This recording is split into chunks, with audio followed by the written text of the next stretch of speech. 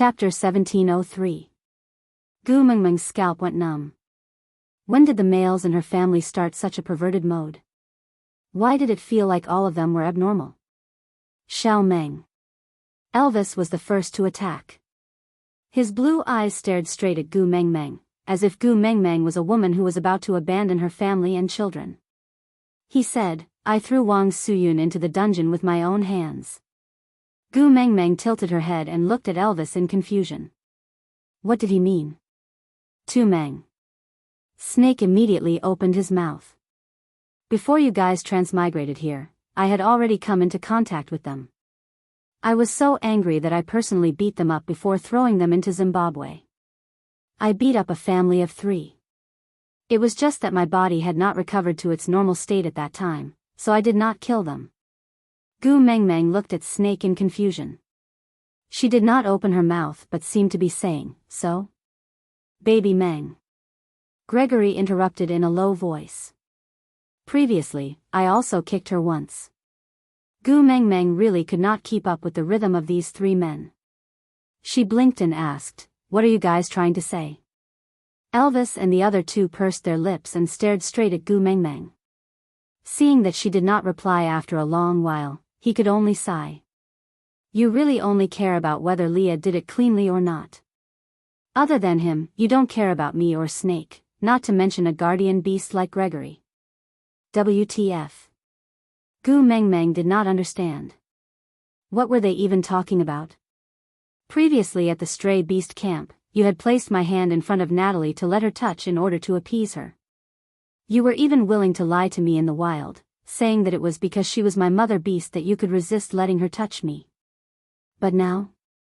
I told you that I touched Wang Suyun, why didn't you chop off my claws? Gu Mengmeng widened her eyes and looked at her 3 males who were begging to be chopped off. She asked in disbelief, "So, what you guys mean is that when your hands touched other females, my obsession with cleanliness should act up and I should chop off all of you?" The 3 males nodded in unison and looked at the arrogant Leah in unison. Gu Mengmeng finally understood. No wonder the 4 of them had such a strange expression just now. So this was the crux of the problem. Holding her forehead, Gu Mengmeng slapped Leah's shoulder and said, "Go ahead and do it." Mengmeng. Leah looked at Gu Mengmeng with a love-struck smile and said, "Rough work like enforcing domestic discipline should be left to the first partner. How can you hit me personally?" What if I hurt your little hand? What should I do then? Don't be so reckless in the future, understand? Although Elvis is a beast king, I am too. So even though it hurts when he hits me, it is better for me to be in pain than for you to be in pain, understand? Gu Mengmeng was so angry that she wanted to chop someone up. She stood on the stool and roared at Leah, "Ears." Leah transformed his beast ears out of reflex and his smile was too radiant. He took the initiative to send the furry beast ears to Gu Mengmeng and said, "Here, the ears that Gu Mengmeng likes, let you pull them." Chapter 1704. Leah was playing along pretentiously, shouting in pain exaggeratedly and then begging for mercy charmingly. It did not look like he was being punished, but more like a couple fooling around. The jealousy on the faces of the other 3 males could not be concealed at all. Elvis sighed and also transformed his beast ears. He laid on the table listlessly as he watched Gu Mengmeng, who was stomping her feet in anger and rubbing against Leah with all her might. It was as if he was waiting to be caught by Gu Mengmeng later. Snake and Gregory were even more aggrieved. It was fine if they did not have furry tails, but they did not even have beast ears. They did not have any cuteness that Gu Mengmeng liked. They would never have the chance to obediently transform their beast ears for Gu Mengmeng to yell, "Ears," at them, and then beg for mercy while acting coquettishly. Baby felt bitter, but Baby would not say it. After making such a ruckus, Gu Mengmeng was so angry that she rolled her eyes and ignored Leah. She straightened her neck and snuggled back into Elvis's arms. She mumbled to express her dissatisfaction, but she did not say anything substantial to reprimand him. The 4 males exchanged glances and understood that Lee's mischievous policy had basically succeeded. The expression on Gu Mengmeng's face was no longer as solemn and gloomy as when she was eating. The concept of kinship in the beast world was very vague. In their eyes, a cub should leave the family and live independently once it matured. It was the first time they saw a son like Gu Mengmeng who had become the leader of the tribe and still had to be protected under their wings. But regardless of the rules in the beast world, they understood that kinship was different to Gu Mengmeng. The so-called kindness of giving birth and raising was a huge mountain in her heart that she could not cross. Hate, she still hated. But she could not hate him so purely. Gu Mengmeng still cared about that beast father of hers. Or else she should know that with Li's methods, if he wanted to torture someone, that person would be living in hell on earth. As long as she ignored him, not only Leah, but Elvis, Snake and even Gregory would do their best to make him beg for death. That was the greatest revenge for what he had done in the past, and also the best way to vent her hatred. But she still wanted to see him. The so-called meeting was just a chance for him to beg for mercy. She might not have realized how conflicted she was, how uneasy she was, and how much she was struggling, but her males saw it all. He ate the meal as if he was chewing wax. He didn't want them to worry, but he pretended that he didn't care. But perhaps she had forgotten how sharp the observation skills of the 4 males present were, and how much they understood and cared about her. Every single change in her expression could not escape their eyes, not to mention her forced smile. So once Leah took the lead, the other 3 immediately cooperated with him. There was no other reason other than that Leah was the best at guiding her emotions and dispelling that bit of melancholy between her brows. In the end, he just loved her. In the end, they could not bear to let her struggle and be upset, so if she really wanted to let the 3 people live, they could also suppress their bestial anger and the desire to destroy in exchange for her peace of mind. Chapter 1705. The so-called refinement hall was a place for internal trials and punishments. The bright tiles could even clearly reflect one's figure, and because of that, the entire hall felt even more bone-piercingly cold, without a trace of warmth. Every step on the tiles produced a clear clacking sound, as if it was stepping on everyone's nerves. The closer they got, the more terrified they became. A naked man knelt in the middle of the hall, with only a piece of rag wrapped around his waist to cover some important parts. A metal chain as thick as a baby's arm was tied around his neck, and the other end of the chain was held in the hands of a muscular man. The muscular man's other hand was holding onto a black leather whip that had been rolled twice. The difference in their sizes made them look like the owner was holding onto his mangy dog. That metal chain was definitely not of this size even for the livestock in the countryside, so it was obvious that Leah had specially made a torture tool. The man who was tied around his neck did not have a single strand of hair on his body, but his skin was not smooth. Instead, it was filled with tiny red spots, looking like a chicken that had shed its feathers after being scalded by boiling water. As there were no clothes to cover it, Gu Mengmeng could clearly see the tattoo-like marks on the man's body. The various languages were not aesthetically pleasing, and even seemed to be intentionally arranged to humiliate the man. Gu Mengmeng could recognize Chinese, English, Korean, Japanese, French, and many other symbols that she did not understand. It should be a language of a lesser language. Gu Mengmeng did not know many foreign languages, but she could still recognize Chinese. So those huge Chinese characters such as lewd, shameless, sinful, heinous, and unpardonable made Gu Mengmeng understand what was printed on his body, even if she did not know those foreign languages. While Gu Mengmeng was observing him, Elvis had already carried Gu Mengmeng to the only seat in the refinement hall, and placed her down. On the 3rd step of the stairs, on the seat that looked like a king's throne, the leader of Fiery Flames did not sit, neither did the Prince of F Country. Instead, a petite woman like Gu Mengmeng sat upright. Elvis and Snake stood on Gu Mengmeng's left and right respectively, while Leah and Gregory stood on their outside respectively. Barit did not have the right to stand side by side with them, so he stood on the right side of the stairs, guarding against anyone who would suddenly rush out to harm Gu Mengmeng. Obviously, in these 3 months, Barit had already secured the title of head horse in the Raging Flames. His fierceness, fighting skills, and absolute obedience without asking for right or wrong had established his position in the gang. The reason was simple. He did not have his own subjective consciousness. Everything he did was directly ordered by Elvis or Leah. He was the spokesperson of the higher-ups. All of his actions were dictated by the higher-ups. Moreover, his strength was outstanding, and he had never refused anyone's challenge. But no one in the gang could defeat him. He relied on his loyalty and absolute strength to win the recognition of everyone in the gang. Therefore, the brothers in the gang had to respect him as a protector.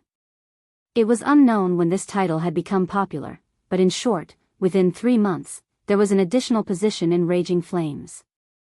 As a result, no matter when, he always stood in the position closest to the leader, but no one felt that it was inappropriate. Aside from the topic, Ching, also known as the ink punishment. The method was to carve a human's face, body, with a knife, then apply ink on the wound, so that the color would never fade. 1. In ancient times, it was a punishment of tattooing and painting ink on the face, then it was used on soldiers to prevent them from escaping. 2. Tattooing and painting ink on the human body. Chapter 1706. When Gu Mengmeng sat down and the rest also stood in their respective positions, the man in the hall tugged on the metal chain in his hands.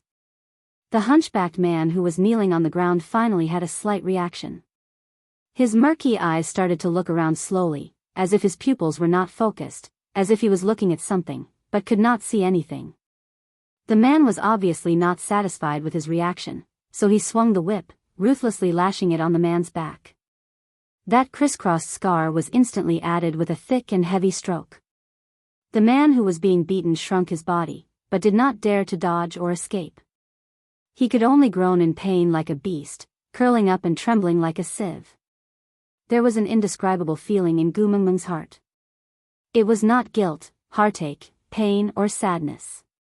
But it was as if there was a ball of wet cotton stuffed in her heart, suffocating indescribably. It was not painful, but it was very uncomfortable. The man kicked the man from behind, and the man sprawled on the ground like a dog. He raised his head and stared at the front for a while, before clearly seeing the person sitting high above like a queen. Then, the pair of turbid eyes gradually began to focus, and the unfocused pupils began to slowly contract. The expression on his face gradually became a little twisted, and his throat subconsciously let out a snoring sound, as if it was an instinctive roar due to the violent breathing that caused his chest to tremble due to the anger. He raised his trembling hand, pointing at Gu Mengmeng on the high seat. The first thing he said was, "Evil girl. How dare you treat me like this? You are treacherous. Treacherous." The man who picked him up did not understand Chinese, but Barit understood.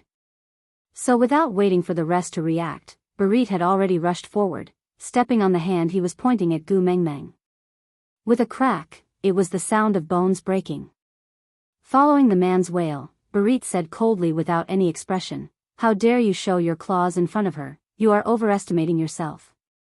Leah had already walked down the stairs with a smile, and gestured to the man holding the metal chain. The man respectfully handed the metal chain to Leah, then retreated out and closed the door tightly. The Hall of Refinement was not a peaceful or joyous place, so it was normal to hear any kind of miserable howling coming from this place. Thus, the people guarding the door didn't move at all. They only exchanged glances and laughed at the family of 3 for overestimating themselves and actually offending the boss of Furious Flames. In the hall, Leah casually threw the metal chain to Barit and squatted in front of the man. He slowly put on the rubber gloves and said as he put them on, "I've taught you for so long, but I'm still not able to teach you well. This really makes me feel defeated. How many times do I have to say it before you remember it?" It was foolish to provoke an enemy that one could not defeat. And stupidity is a price to pay.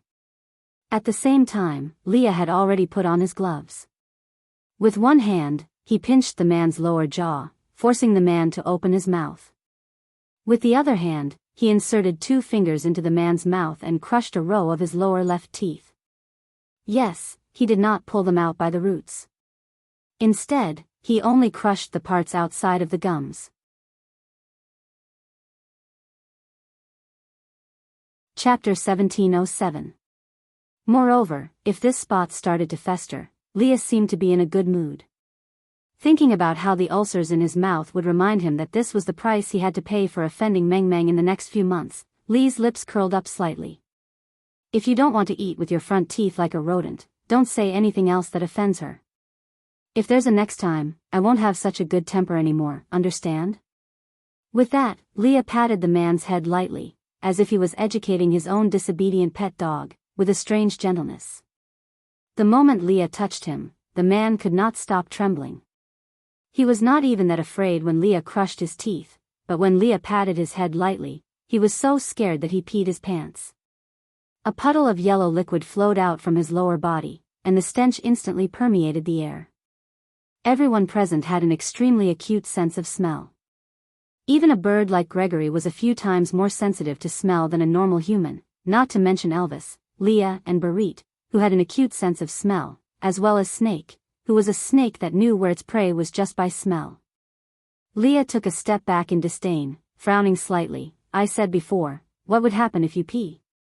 TSK, why are you so naughty? Before Leah finished his sentence, the man shrunk even more. He sprawled on the ground, trying his best to cover his pee with his body so that it would not be discovered, as if no one would find out that he was peeing if he hid like that.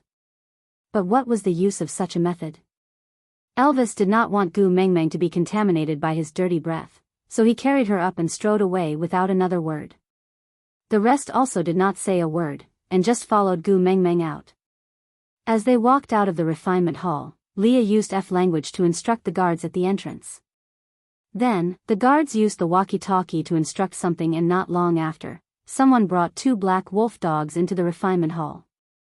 The sounds coming from inside were indescribable, but luckily Gu Meng Meng had already walked far away, and could not hear them at all. Gu Meng Meng returned to her room, feeling even more depressed than when she saw Wang Suyin yesterday. How should she put it? It was just that it was uncomfortable to be pinched. Leah waved his tail and laid on Gu Meng Meng's knees, wrapping his large tail around her waist. Gu Meng Meng instinctively reached out her hands to rub a couple of times. She was careless, it was just a conditioned reflex out of habit. Meng Meng, I'll take you out to play, okay?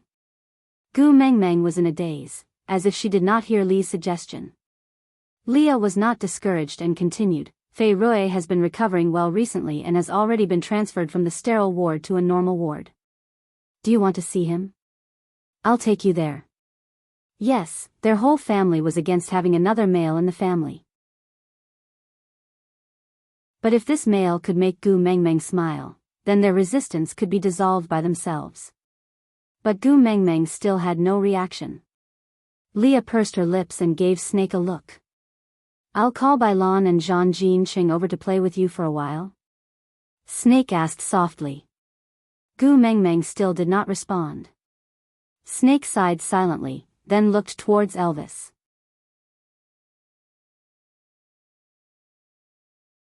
Chapter 1708. Gu Meng Meng's pupils wavered, but she still reacted.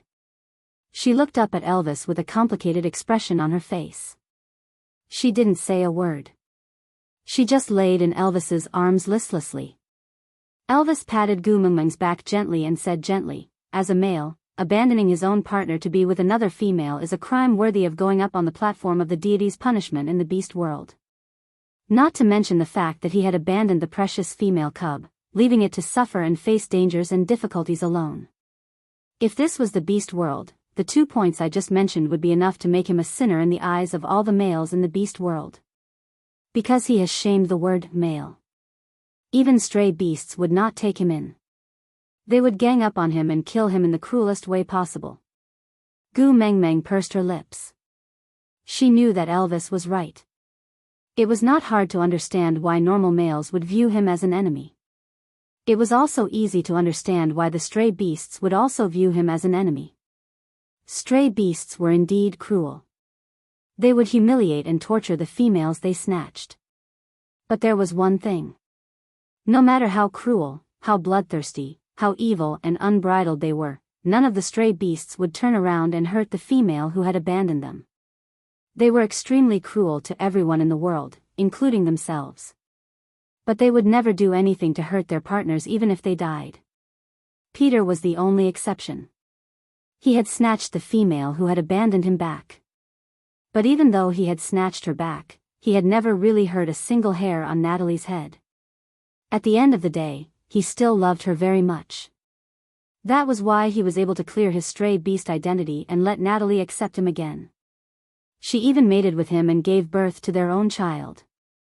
Wang Xiaoxin said that the thing Gu Mengmeng brought to the beast world was called hope. Peter was one of the hopes she had brought there. He was the last glimmer of hope in the abyss of despair that was the stray beasts. But it allowed them to no longer live like the walking dead. They had to work hard to raise their levels. Once they reached 5th level, they would return to find their own females and try everything they could to make her love them again. Although the chances of success were so slim. Just the requirement of reaching the peak of 5th level had killed many males. But at the very least, for the sake of this hope, they restrained themselves and no longer snatched or harmed other females. This was also that when they went back to beg for mercy in the future, they would have one less reason to be hated. Hence, regardless of whether it was an ordinary orc or a stray beast, they all despised the act of abandoning their partners. So what Elvis said was not wrong. From the perspective of males in the beast world, Gu Mengmeng's father was definitely a scumbag. He should be spurned by the world, torn apart by wild beasts and killed in the cruelest way possible.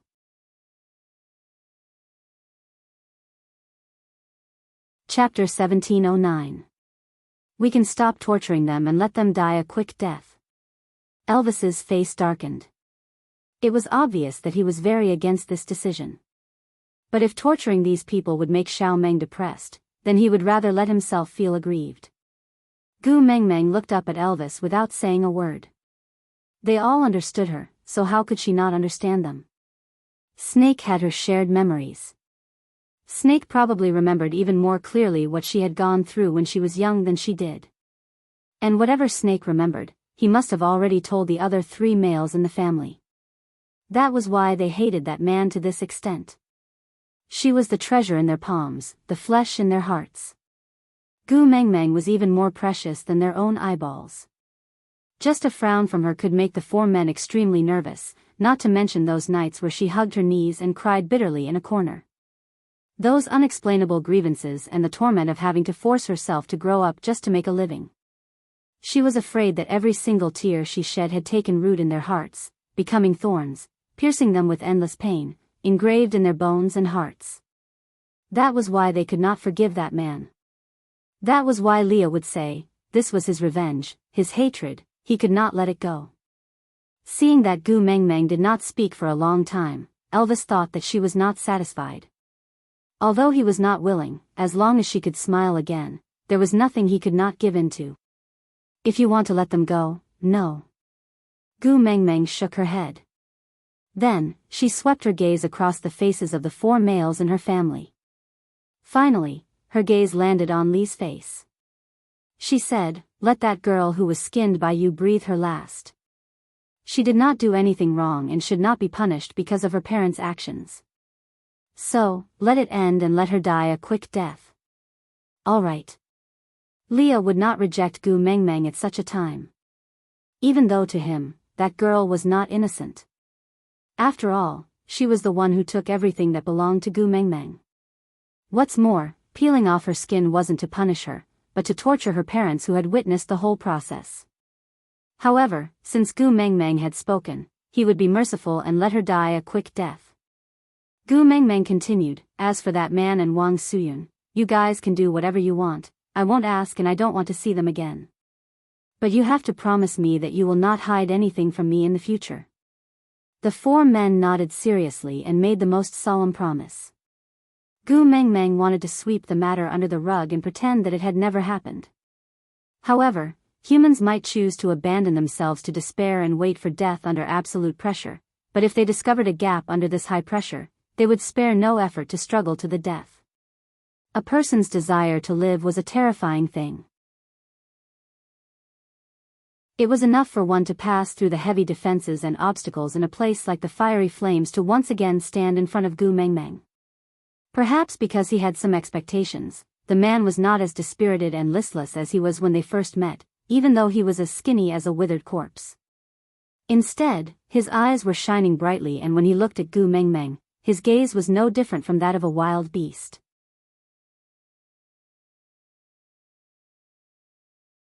Chapter 17:10. Mengmeng. The man's voice was hoarse and sounded like he was being torn apart. Even though he was purposely trying to appear kind and amiable, his expression and body language revealed too much of his motive. Gu Mengmeng was born with a childlike face, and even though she was thousands of years old, she still had the demeanor of a young girl. This was of course due to the 4 men in her family spoiling her like a princess. Her mentality would naturally affect her looks and figure. So, this scene now gave off the feeling of a human trafficker trying to abduct an ignorant young girl. Gu Mengmeng took half a step back to avoid the man's outstretched hand. Then, she said coldly, "This title has already been monopolized by Leah. If you call me that, he will not be happy." The man visibly shivered at the mention of Leah. He must be afraid of being punished by Leah. Just the mention of his name was enough to make him tremble in fear. Gu Mengmeng's obvious rejection made him not dare to advance. After all, he was here to beg for mercy. If he angered her, she just needed to shout loudly and many people would be attracted. By then, he would not be able to escape even if he had wings. "Daughter, my good daughter." The man stood at his original spot with his hands crossed on his abdomen. He put on a fake fatherly face and looked at Gu Mengmeng, saying, "Fei Fei is dead. I only have you as my daughter now. You are the only bloodline of the Gu family. You are my only kin. Daddy knows that Daddy lost money to you and your mother. Daddy is willing to compensate you. As long as you are willing to give Daddy a chance, Daddy is willing to personally kill that slut who seduced me to avenge you and your mother, all right?" Gu Mengmeng narrowed her eyes with a look of disgust. It was true that she hated Wang Suyun. She was the slut who interfered with her family. But if the man could resist the temptation, how would the slut have any room to act? In the end, it was just one slut and the other an unscrupulous scum. That was why they hit it off so easily, wasn't it? Back then, didn't you swear to me confidently that she was your true love, a woman you would protect for the rest of your life? Now, how did you become a slut? Gu Mengmeng gently rubbed her earlobe. Her movement was slow and gentle, as if it was just a habitual action of a young girl. "I was possessed for a moment, that's why I did what I did and said what I did. Look, I've already paid the price. I've already been tortured by your boyfriend for a few months. No matter how angry you are, it's time for you to cool down. After all, we are father and daughter, and my blood flows in your body." "Ha." Gu Mengmeng laughed coldly and sat down without looking back. Leah, who had unknowingly appeared behind her, caught her in his arms and used his body to protect her completely. He looked at the man in front of him with a cold smile. One had to admit that he was quite capable. After the previous incident, he had already ordered the guards to be more vigilant, but he still managed to strangle the other guard to death with a metal chain when one of them was in the toilet, before running out to face Gu Mengmeng. However, since Mengmeng had something to say, he would wait for her to finish first. Chapter 17:11. In order to force my mother to divorce you and make room for Wang Suyun, you smashed the wine bottle at my mother's head right in front of me. Why didn't you consider that we are father and daughter and that your blood flows in my body? When you hit my mother and I from the 7th floor to the 1st floor, why didn't you consider that we are father and daughter and that your blood flows in my body? 4 years old, I was only 4 when you divorced my mother. But you put all the blame on me, just because I am not a son. My mother raised me by her side for so many years. My adoptive father's family was dissatisfied with my presence and made things difficult for my mother. What about you? You're not even willing to give me $500 a month for child support. When I'm being called a little beggar at my adoptive father's house every day, why don't you think about the fact that we're father and daughter, and that your blood flows in my body? My adoptive father refused to pay me and I shamelessly went to beg you. Do you know how much courage I needed to muster to knock on your door? But what about you? You allowed Wang Suyun to scold me and hit me. You even blamed me for being impolite to your wife, and for not calling her mother, so I deserve to be hit? At that time, why didn't you consider that we are father and daughter and that your blood flows in my body? Oh, now you have a request for me and are counting on me to save your life. You remembered that we are father and daughter and that your blood flows in my body. Wang Suyun is old and her charm is gone. She is no longer valuable to you. Is she not your wife, your true love? Ha, your father and daughter is too cheap. I don't care for it. So put away your disfiguring acting skills. It's so bad that it makes me want to puke. Ever since Leah appeared, the man's entire body had been tense. He was afraid of Leah, afraid to the core. Even though Leah had not done anything or said a single word since he appeared and was just quietly and obediently playing with Gu Mengmeng's hair, he was still trembling and fear was written all over his face. No, no matter what, I am your father. This you can't deny. The man's voice was trembling as he kept his guard up against Leah. But from time to time, he would glance at Gu Mengmeng, as if observing her reaction. Father. Gu Mengmeng lowered her eyes, as if she was savoring these two words. After a long while, she slowly raised her eyes and looked at the man in front of her. She smiled faintly and said, "We are father and daughter after all, but you have never accompanied me to the zoo even once. How about this, you accompany me to the zoo to make up for the regret in my life, then? I will free you from Li's hands, how about that?" Really? The man's eyes lit up as he stared at Gu Mengmeng without blinking. Gu Mengmeng nodded with a smile. I never lie. The moment he said that, Leah couldn't help but laugh out loud. Never lie? Who was the one who had fooled everyone in the beast world? Not to mention, why did her 3 famous males all call her Little Liar? Didn't she have any idea in her heart? But Leah would never expose her in front of outsiders. Even if it was an outsider, it wouldn't be long before he became a dead man.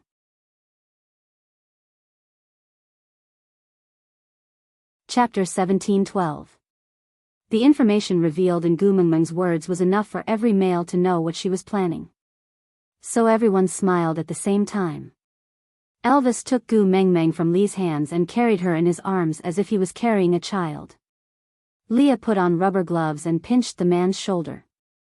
He smiled gently and warmly. Let's go, father-in-law. Somehow, the more warm and gentle Leah was, the more afraid the man was. He felt that Gu Mengmeng's change was too sudden and these 4 devil-like men agreed too easily. This was the situation he wanted the most, but he just had to feel a strange sense of uneasiness. Leah moved closer to the man and whispered softly, Gu Mengmeng is the apple of our eyes. If she is happy, we will be happy. So, father-in-law, you must make our Gu Mengmeng obedient. If not, if she is unhappy, you will have to go back to the dungeon again. The man shrank his neck when he heard the word dungeon. He nodded hurriedly and stole glances at Gu Mengmeng. The cunning look in his eyes became even brighter. He could not go back to the dungeon. After he was caught the last time he escaped, he was locked in an electrically connected dog cage by Leah and was not given any food or water for 3 days. He could not even stretch his legs or he would be electrocuted. Up until now, there were still many burns on his skin that were still inflamed by the electricity. If he was caught again, he would be in an even worse state. So, he must hold his precious daughter, Gu Mengmeng, tightly in his hands. As long as he held on to her, the Prince of F Country, the leader of Fiery Flames, would have to address him as father-in-law, just like this pervert Leah. By then, everything he had suffered today would be returned to them in double. So much so that he could step on the royal family of F Country and Fiery Flames to stand at the top of the world. Call the wind and summon the rain, cover the sky with one hand. From then on, no one would dare to say that he, Gu Jigang, was a useless person. As he thought about it, he laughed sinisterly. His uncontrollable excitement made a gurgling sound come from his throat. It sounded rather terrifying.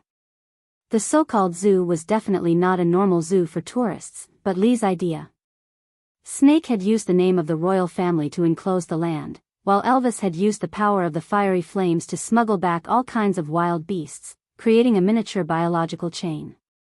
The 4 men of the Gu family were the most familiar with the habits of wild beasts, so they created an environment that was the best for training wild beasts to regain their wild nature. Although it had only been a few months, the wild beasts raised here were far more ferocious than the so-called wild beasts in the zoo. Although it was still not as ferocious as the wild beasts in the beast world, it was already considered a better imitation of the beast world. Walking in this garden, Gu Mengmeng felt a sense of trance, as if she had returned to the beast world and was bringing her family out to hunt. And this feeling of hers was exactly what the 4 men of the Gu family were pursuing. After all, she had personally said that she wanted to return to the beast world. Since they could not create a door of time and space for her, they could just create a microscopic beast world for her. "You guys go away for a while, I have something to say to him alone." Gu Mengmeng chose the center of the garden and suddenly spoke. Chapter 17:13. The 4 men were the most at ease in the forest. In just 2 breaths' time, the 4 of them disappeared into thin air. Gu Mengmeng then turned around and looked at the man, asking, "If you knew this day would come, would you still choose to abandon mother and me for Wang Suyun?" The man shook his head decisively. "No, my precious daughter, you are daddy's most beloved child. If not for Wang Suyun, that slut, forcing me with her pregnancy, why would I abandon you guys? Actually, I have long regretted it all these years, but your mother has her own family now. I have already hurt her once, how could I bear to disturb her again? As for you, Sai, daddy is too ashamed to see you, that's why I don't dare to visit you. You don't even know, every year on your birthday, daddy will buy your favorite strawberry-flavored birthday cake, insert the numbered candles that represent your age, and then sing a birthday song to the cake alone. Happy birthday to you, happy birthday to you, happy birthday to Meng Meng, happy birthday to you. When is my birthday?" Gu Mengmeng did not wait for the man to finish singing, directly interrupting him. The man was suddenly stunned, as if he did not expect Gu Mengmeng to suddenly ask such a question. His brain twitched, he really wanted to give himself a tight slap. He could have used any method to clear his name. Why did he have to mention birthday? There were 365 days in a year, that was a 1 in 365 chance, how could he guess? If he guessed wrongly, mistake. Gu Mengmeng smiled coldly, then shook her head slowly, saying, "You don't even remember my birthday, and you don't care about me at all, right?" How could that be? The man looked a little awkward, but he quickly covered it up with his fatherly facade, swearing solemnly, "Even a vicious tiger will not eat its cubs, no matter how heartless I am, you are still my daughter. How could I not feel heartache for you, not miss you? But daughter, you must understand that a father's love is like a mountain, the love that daddy gives you is grand and deep, naturally not as gentle and delicate as your mother, who will always remember different days. Daddy's love is to stand in front of you and protect you at all times, understand?" Gu Mengmeng nodded, as if she deeply agreed. The man then heaved a sigh of relief, feeling that his words of a loving father teaching his daughter were too well said. A textbook example of a loving father. Gu Mengmeng looked up and smiled at the man, calling out, "Daddy." The man was so excited that he almost cried on the spot. Gu Mengmeng had acknowledged him. What did this mean? This meant that the Prince of F Country and the boss of Fiery Flame would have to call him father-in-law from now on. It meant that he would become the most honorable person in the world. From now on, he could do whatever he wanted and squander money however he wanted. If anyone made him unhappy, he would have his sons-in-law kill them. However, before he could complete half of his dream, Gu Mengmeng continued, "It's time for you to display your fatherly love." What? The man was still in a daze until Gu Mengmeng pointed to the side with her chin. Only then did the man realize that they had been surrounded by a pack of wolves. Many wolves lowered their bodies and bared their teeth as they stared at Feng and the others, as if they were ready to attack at any time.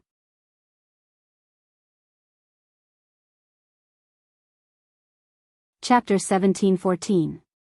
Gu Mengmeng sat in the middle of the wolf pack, cross-legged as she watched the man running away in panic. She smiled and her gaze was calm. She did not feel disappointed at all. It was as if the test she gave him was unnecessary, He had never let her down when it came to abandoning her. She had given him a chance. Even if he felt a little guilty towards her, even if she did not expect him to sacrifice himself to buy time for Gu Mengmeng to escape, as long as he could pull her along when he ran, or even shout at her, "Gu Mengmeng, run," she would have a reason to let him off. However, he did not pull her along, nor did he shout at her to run together. He did not even turn back to look at her.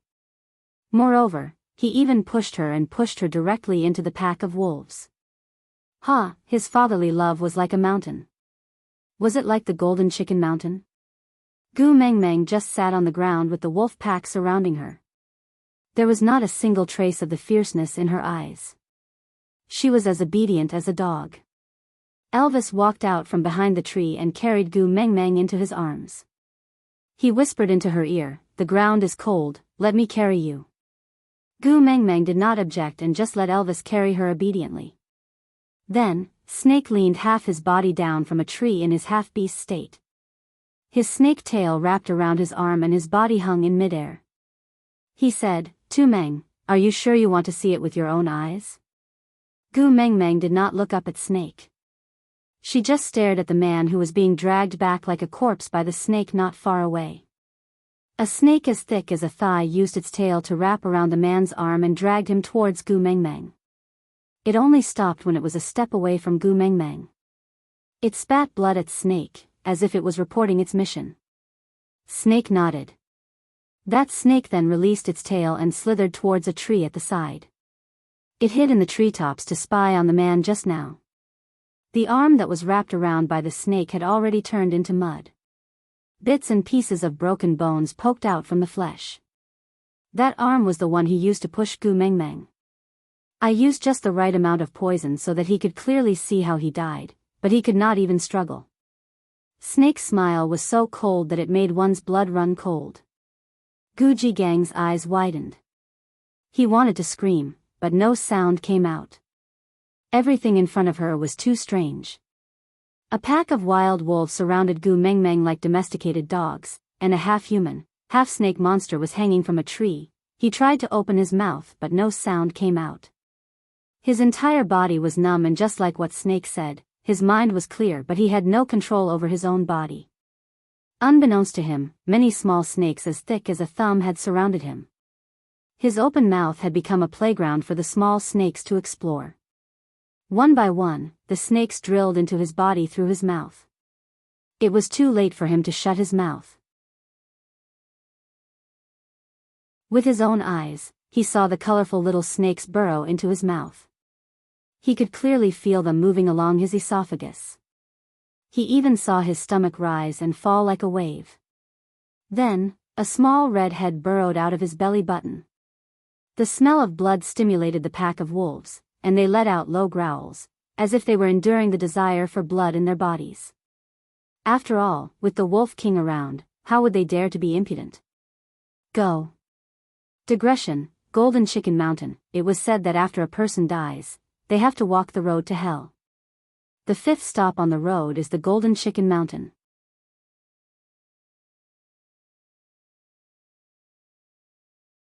Chapter 17:15. The one who gave the order was not Elvis, but Gu Mengmeng. She patted the head of one of the wolves lightly before leaning into Elvis's arms. Expressionlessly, she watched as the pack of wolves pounced towards her biological father. She knew that he could still hear her words, so she slowly opened her mouth and said without any emotions, "You gave me a sperm and gave me a life. Because of you, I had the chance to meet them, so I should be grateful to you. But, you ruthlessly and heartlessly trampled on this gratitude. You abandoned your daughter in the name of true love, and did not bear any responsibility as a father. Now, you personally overthrew your so-called true love, just because I, the daughter you abandoned, suddenly have the power to decide your life and death. You don't love my mom, you don't love me, and you don't love Wang Suyun. You only love yourself. It is not a sin if you don't look out for yourself and the heavens destroy you. But, the way you love yourself, you hurt others without the slightest bit of remorse. Until just now, I was still giving you a chance.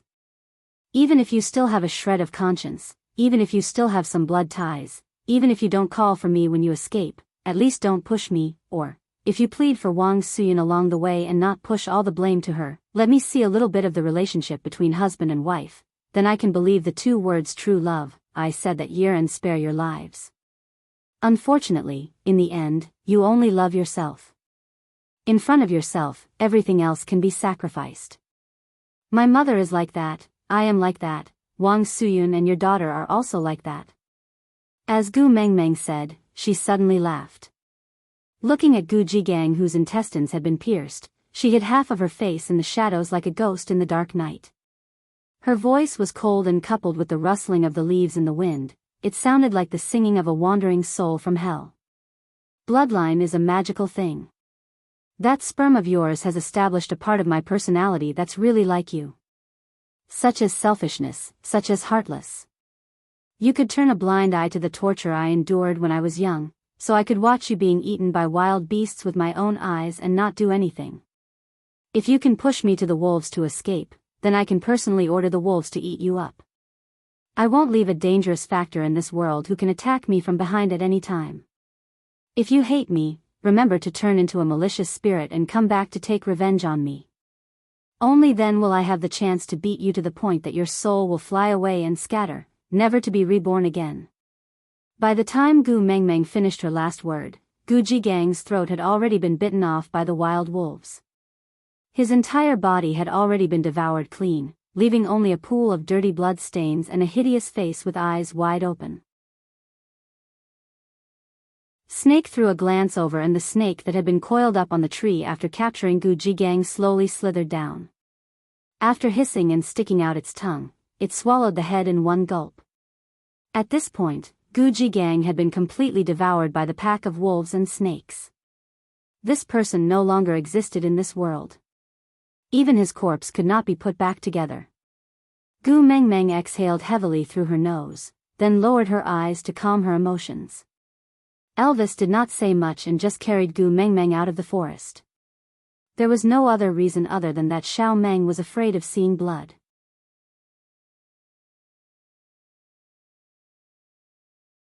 Chapter 17-16.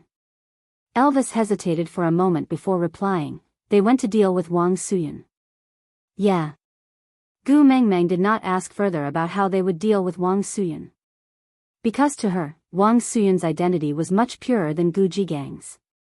They were purely enemies.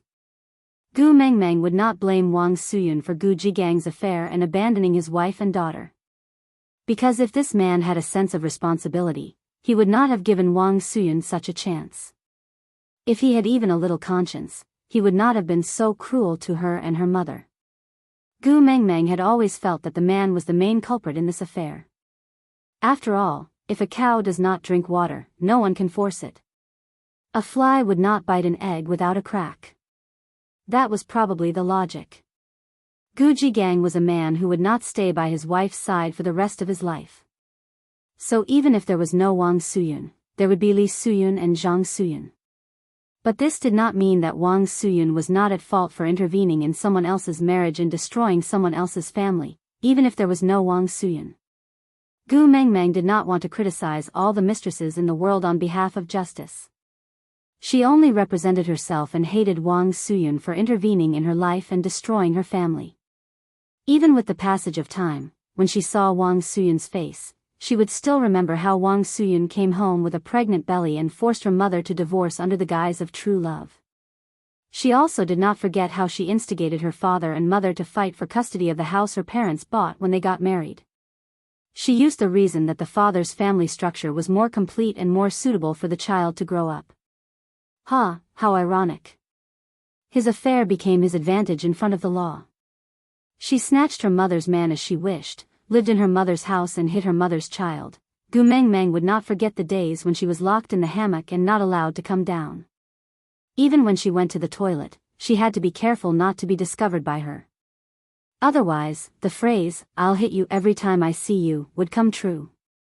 Gu Mengmeng would also not forget Wang Suyun's hateful and vicious expression every time Wang Suyun and Gu Jigang argued with each other. She would never forget the slap she had given her on the street, as well as the powerful words she had said, "You're not my child, so why should you spend my man's money? Don't be like your shameless mother, trying to use your child to pester a man after getting divorced. He's not my son. After 1,000 years of training in the beast world, Gu Mengmeng understood one principle: sometimes, kindness was not a virtue. Repaying evil with good, how to repay good. Now, Gu Mengmeng believed in karma and the cycle of karma. As such, she did not ask Leah and Gregory how they would deal with Wang Suyan. Because no matter how Leah and Grace dealt with it, it was her retribution for being a mistress.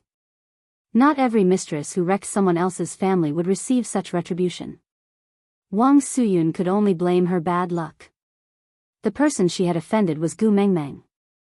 And by Gu Mengmeng's side, there were 4 males who could not bear to see her suffer even the slightest grievance and would definitely seek revenge for anything that happened to her. After that day, no one mentioned anything about Gu Jigang and Wang Suyun.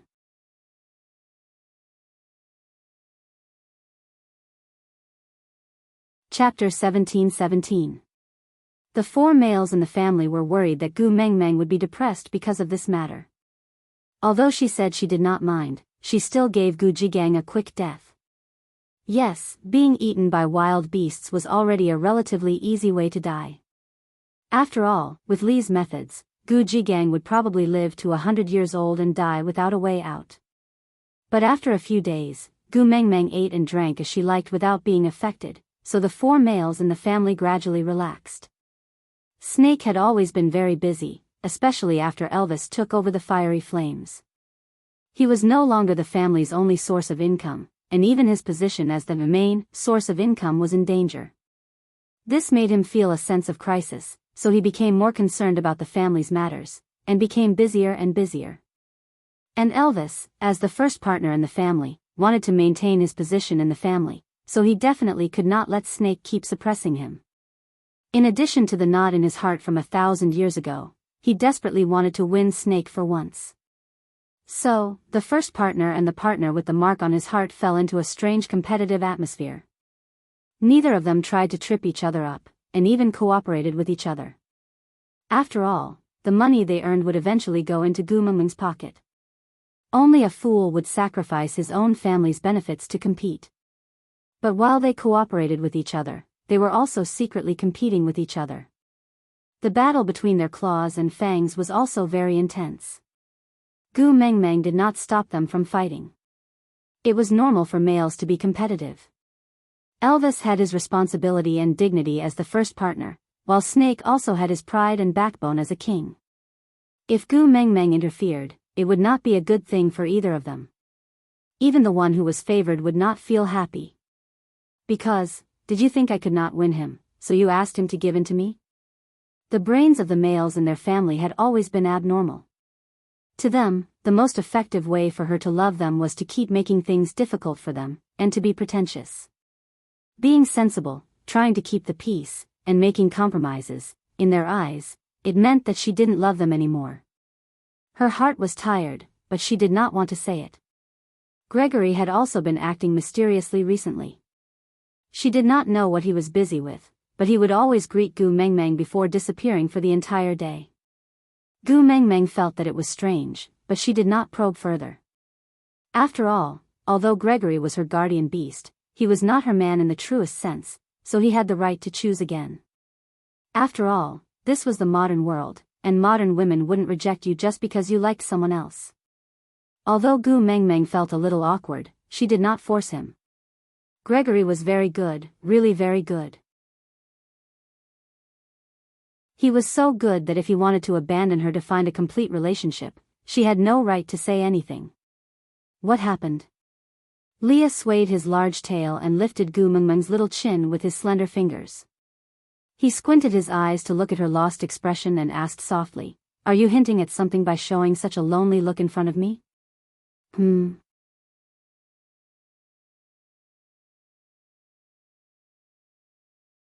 Chapter 17:18. But Leah did not mind. He swayed his large tail and smiled flirtatiously. His long and affectionate eyes stared into Gu Mengmeng's without any restraint. His love was deep as he opened his red lips and said softly, "I am also your partner. It is my responsibility and obligation to soothe your loneliness." Don't tell me I can't warm you up just because they neglected you. The words neglected you made Gu Mengmeng's scalp go numb. She dared to guarantee that if Elvis and Snake heard these two words, they could instantly change the battlefield from F country to her bed.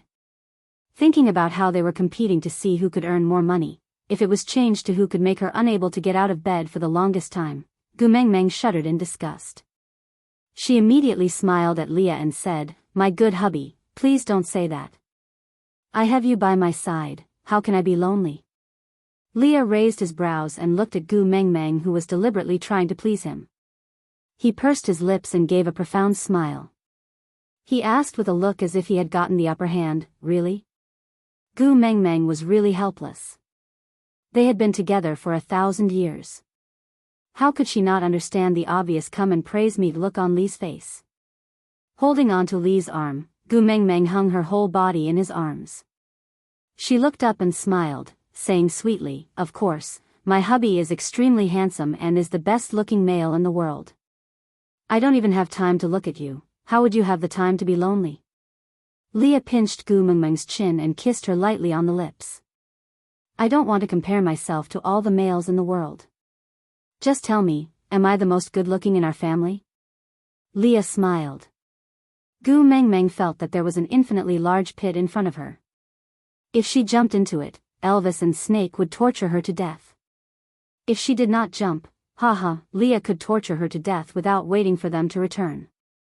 Rolling her eyes, Gu Mengmeng straightened her neck and said, "No, I am the best looking in our family." She sounded really guilty when she said that.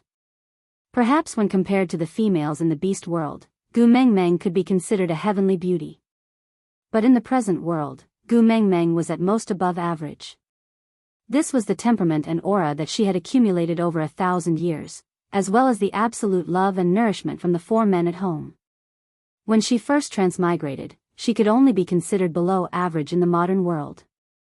As for the males in the beast world, any one of them could kill off a bunch of popular fresh meats in seconds, and the 4 in her family were the cream of the crop. Elvis's fortitude, Li's seductiveness, Snake's cold arrogance, Gregory's abstinence, they were all at the peak of perfection. Just their faces alone could make people kneel and lick them for a lifetime. If it weren't for the fact that the 4 of them obviously pampered and doted on her, when she stood beside the 4 of them, she would be like a little assistant next to a big star, completely inconspicuous. But now, he had to say that he was the best-looking one in the family. How could he not feel guilty? How unconscionable. Leah, on the other hand, deeply agreed with Gu Mengmeng's words. He nodded his head and agreed with utmost sincerity. "That's true, my Xiao Mengmeng is the best-looking person in this world." With Leah praising her with such a serious face, she felt even more guilty.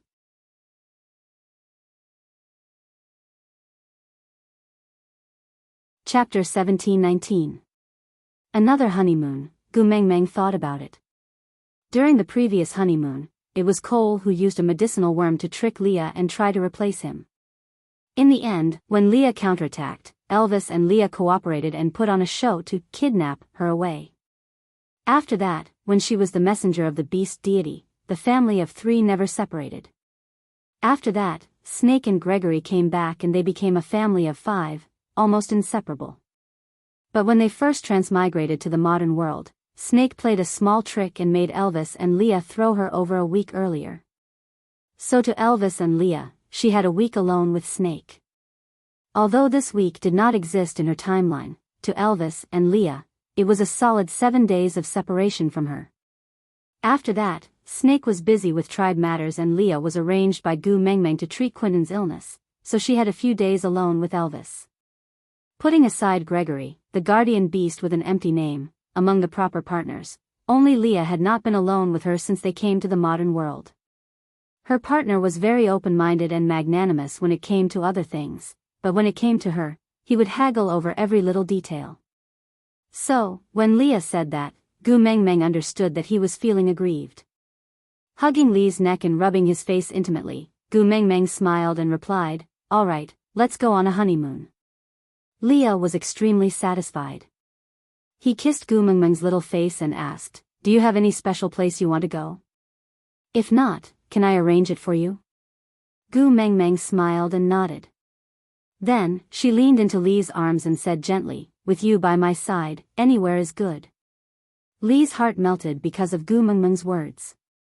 He hugged her even tighter and breathed lightly into her left ear. Biting her delicate earlobe, he whispered, Vixen. Gu Mengmeng laughed and fooled around for a while, but allowed Leah to carry her back to the room for an afternoon nap. When she woke up, the other 3 men in the house were already back. But the atmosphere around them did not seem too harmonious. Leah must have taken the initiative to tell them about the honeymoon, so the other 3 were obviously unhappy. Seeing that Gu Mengmeng had already woken up, although Elvis's face darkened, he still took the cup from the bedside out of habit and used his chest to support Gu Mengmeng. Then, he brought the cup to her lips and said in a cold voice that could not hide his concern, the weather has been dry recently, you have to drink more water. Gu Mengmeng was long used to having a cup of warm honey water delivered to her the moment she opened her eyes, so she naturally did not reject it. She obediently drank the whole cup and smiled sweetly at Elvis, saying, I want another cup. Elvis smiled sweetly. Yes, this was a form of flattery. As long as she ate and drank more, the males in her house would be as excited as if they had been stepped on. Indeed, the words one more cup successfully broke Elvis's black face. His lips were the first to betray him and he could not help but curl up. Following that, his blue eyes changed from the color of the cold night to the depth of the deep sea. It only took him a few breaths' time. First mate, done.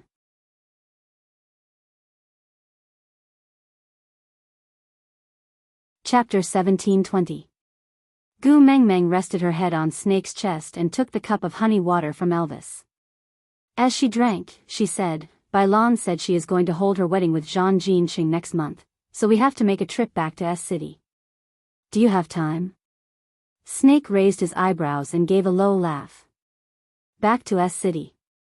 In front of Bailan and Zhang Jinqing, he was Gu Mengmeng's legitimate fiancé.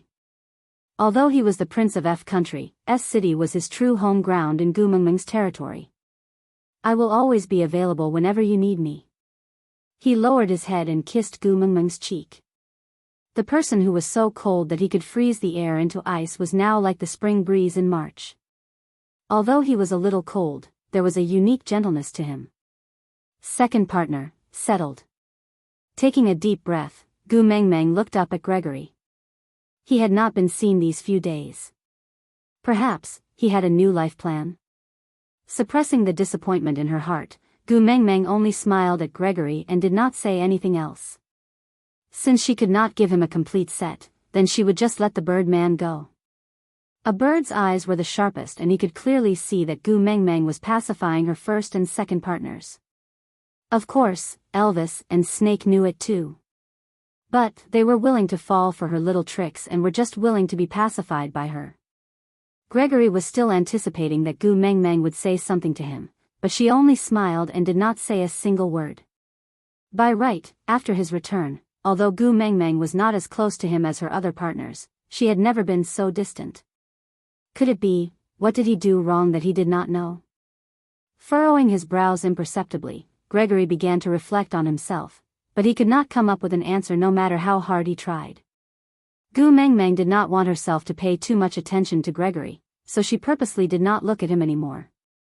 She just snuggled back into Elvis's arms, still holding a big cup of honey water in her hand and sipping it slowly. When she had drunk about half a cup, she then said, You guys are all busy recently, Leah and I have nothing to do and plan to go out for a walk. I'm not busy. Elvis suppressed his voice and said softly. Gu Mengmeng chuckled and did not reply. She looked at Snake. Snake glanced at Leah coldly and said, I am busy, but no matter how busy I am, I still have time to accompany you. She knew it would be like this. He looked at Leah helplessly and smiled. Then let's go together. I am the happiest when all of you are accompanying me. Leah swayed his large tail and said pretentiously, Xiao Mengmeng, you're going back on your word again, huh? Gu Mengmeng shrugged and chuckled. Anyway, you guys always call me little liar, don't you? Forget it. As long as you don't lie to me about that, I won't blame you for anything else. Leah smiled magnanimously, then kissed Gu Mengmeng on the cheek. I knew we couldn't shake them off, so this honeymoon plan was to travel as a whole family. With that, Leah turned to look at Snake and asked, Your Highness, how is the relationship between F country and H country? Is your title as a prince useful in H country? Snake laughed softly. His lips curled into a proud smile. I don't know if my title as a prince is useful, but US dollars are definitely useful. Isn't that enough?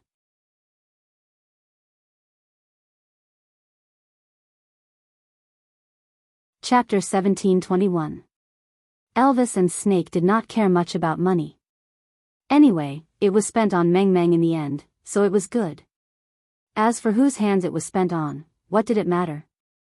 Anyway, with the two of them, one black and one white, the family would not be short of money. So, Elvis and Snake each gave Leah a black card and said in unison, the password is birthday. It was obvious whose birthday it was. Leah did not hesitate to accept it. Even though he was rich and had quite a lot of money, who would complain about money biting their hands? Right, Gregory did not say a word from the side. It was just that he did not feel very comfortable and awkward. Although he did not have a strong presence, it was the first time Gu Mengmeng ignored him like this. In the past, although he was the last one and he never objected to any of her decisions, Gu Mengmeng would still ask him even if it was just a symbolic gesture. But this time, she did not even look at him with a questioning gaze. So, she did not intend to bring him along on this honeymoon, right? His heart suddenly felt empty. That feeling of not being able to go up and down made him feel helpless and lost. If he was not by her side, then where should he go? Baby Meng. Gregory could not help but call out softly. Gu Mengmeng looked up and smiled brightly at Gregory, saying, It's all right. If you have other matters to attend to and cannot come with us, you can go ahead and busy yourself. I'm fine. Gregory had not thought of what to say, so he subconsciously called out her name. Hearing her say that, he could not form a complete sentence out of his messy words. He could only nod his head with difficulty and force out a word, all right. A journey that could be set off at will, with the support of a strong foundation of money, proceeded exceptionally smoothly. Snake threw the matters of the family to his so-called father, and Elvis handed the matters of the fiery flames to Barit. After the family of three boarded the private plane, Gu Mengmeng then asked, Why are we going to H country? You are not familiar with that place. Leah smiled mysteriously, swaying his tail as he leaned against the chair lazily. His long and affectionate eyes scanned across Gu Mengmeng's face with a hint of deep ambiguity. He said, You will know when you get there. Gu Mengmeng shrugged and did not probe further. Actually, ever since she had a cold war with Elvis and Leah in the stray beast camp, the men in the family no longer dared to hide anything from her. She hadn't experienced this kind of "you'll know when you get there" deliberately mystifying for almost 1,000 years. But Leah would never hurt her. He thought that it was probably some kind of strange surprise. Gu Mengmeng did not probe further. It was a 10-hour flight, and because it was a private plane, it was spacious. Moreover, there were entertainment items prepared for her by her man on the plane. Furthermore, Elvis, Leah and Snake were all by her side, so it was not difficult to kill time. It was just that when they alighted from the plane, the sky was already dark, so Gu Mengmeng leaned on Elvis's shoulder and said, Yeah, let's go to the accommodation and rest for a while. Leah, tomorrow. Gu Mengmeng had wanted to ask Leah what plans he had for tomorrow, but before she could finish her words, she felt a tightness around her waist and was flung out by something.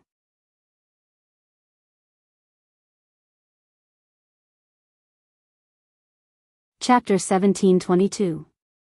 After a moment of dizziness, before Gu Mengmeng could see anything clearly, a handkerchief covered her mouth and nose. Gu Mengmeng instinctively wanted to hold her breath, but the action of covering her mouth was so perfunctory that it was released in less than 2 seconds.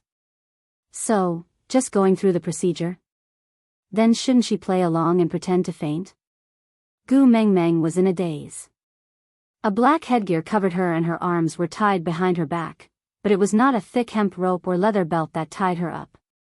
This touch, scarf? And it was made of good quality that would not strangle people. Were kidnappers so humane nowadays and so considerate towards their hostages? Gu Mengmeng was shoved twice symbolically and pushed into a car. Then, there was an extremely exaggerated jolt. Feeling sleepy for some unknown reason, Gu Mengmeng slowly fell asleep in the jolt. The second before she fell asleep, she was still thinking that the handkerchief covering her mouth and nose did not have the smell of knockout drugs, and that she had held her breath. But why did she still fall for it? When she woke up in a daze, Gu Mengmeng was even more confused. She was tied to a folding chair, surrounded by dilapidated buildings, and a European stood in front of her. He looked a little familiar, but after thinking for a long time, Gu Mengmeng could not remember who he was. She just instinctively felt that he was not someone from the beast world, but a European from the modern era. Her first reaction was that he was Harold's subordinate. But he did not make a move in F country and only made a move in H country. Seeing that Gu Mengmeng had woken up, the man laughed exaggeratedly. Then, he picked up a pistol from the table and used the gun handle to smash Gu Mengmeng's head. However, he did not touch Gu Mengmeng and just brushed past her face. Gu Mengmeng looked at the man in a daze, not understanding why he was bluffing to scare her. The man did not explain. He pinched Gu Mengmeng's chin and turned her face to the side. Then, he used the gun handle to mess up Gu Mengmeng's hair, as if he had just hit her with the gun handle. Gu Mengmeng turned her head back to look at the man again. She did not say anything, but her face was filled with crazy. "Can you speak English?" The man spoke in an authentic English accent. Before Gu Mengmeng could reply, he continued, "I hope you don't think that I'm a good person, especially when I'm holding a gun." Gu Mengmeng was speechless. Why did she feel that this person in front of her was even more abnormal than the males in the beast world? Under Gu Mengmeng's gaze, the man spoke in English like a drama queen. Gu Mengmeng had transmigrated when she was in her first year of university. Strictly speaking, her English level was only at high school level, and the last time she used English was about 1,000 years ago, so Gu Mengmeng did not understand many of the words men said. But she heard him mention words like Leah, smart, mysterious, disappeared, dangerous, and secret intermittently. Then, a few foreigners entered the house with computers, speaking fluent English that Gu Mengmeng could barely understand. The man who held the gun and pretended to shoot Gu Mengmeng smiled. Then, a series of gunshots came from outside the house. The man raised his eyebrows and pulled Gu Mengmeng up from the chair. He pointed the gun at her and walked out. In the narrow and dim corridor, Gu Mengmeng saw Leah dressed in a special forces uniform.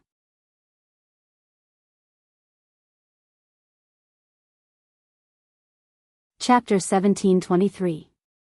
If Gu Mengmeng did not understand what was going on at the start, she understood everything the moment she saw Leah.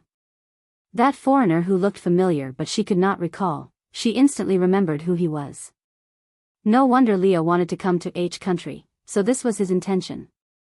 Gu Mengmeng knew she should cooperate and act pitiful with reddened eyes, but seeing her man go through so much trouble, her heart was filled with sweetness and she could not suppress the corners of her lips.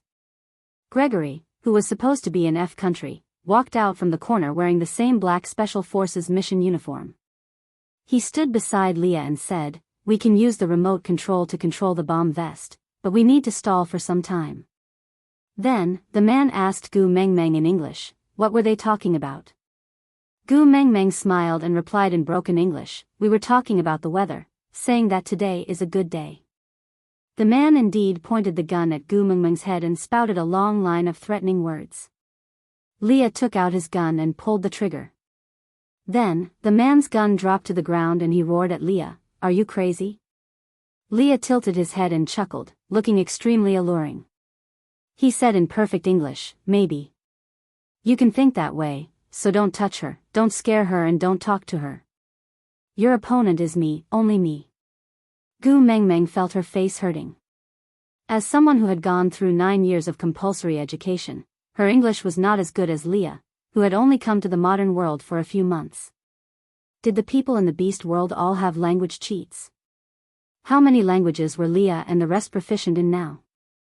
Gu Meng Meng, I'm sorry I'm late. Lee's expression was a little serious. He said, stand there and don't move. Trust me, understand? Gu Meng Meng nodded and stood at the same spot, smiling at Leah. Gunshots rang out one after another and the surroundings were in chaos. Gu Meng Meng was pulled by an external force and fell into a familiar embrace. Leah hugged her tightly, completely ignoring the rain of bullets around him. He only whispered into her ear, Gu Meng Meng, look at me. Gu Meng Meng looked up at his voice and looked at Leah, who was cosplaying with full concentration and love. She smiled gently. I will protect you and stand by your side forever. I won't let you get hurt. Trust me, Gu Meng Meng nodded and replied. Gregory removed the bomb vest that the foreign man had put on Gu Meng Meng. Then, he walked to the window and threw it out. At the same time, Leah pulled Gu Meng Meng into his arms and looked out of the window. With a loud bang, large and resplendent fireworks exploded outside the window. Leah whispered into Gu Meng Meng's ear, although the theme is love in the midst of war, it's still too dangerous to make an explosion in front of you, so I changed the explosion into fireworks. Do you like it? Gu Meng Meng could not suppress her smile, but straightened her neck and said, plagiarizing Descendants of the Sun, but not finding the real UC gene for me? Bad review. Leah smiled and kissed Gu Meng Meng's lips as a punishment. Then, he said hoarsely, UC gene belongs to Kong Moi Eon. Leah, this is yours. With that, Lee's lips pressed against Gu Meng Meng's again. It was a kiss filled with lingering emotions and endless gentleness.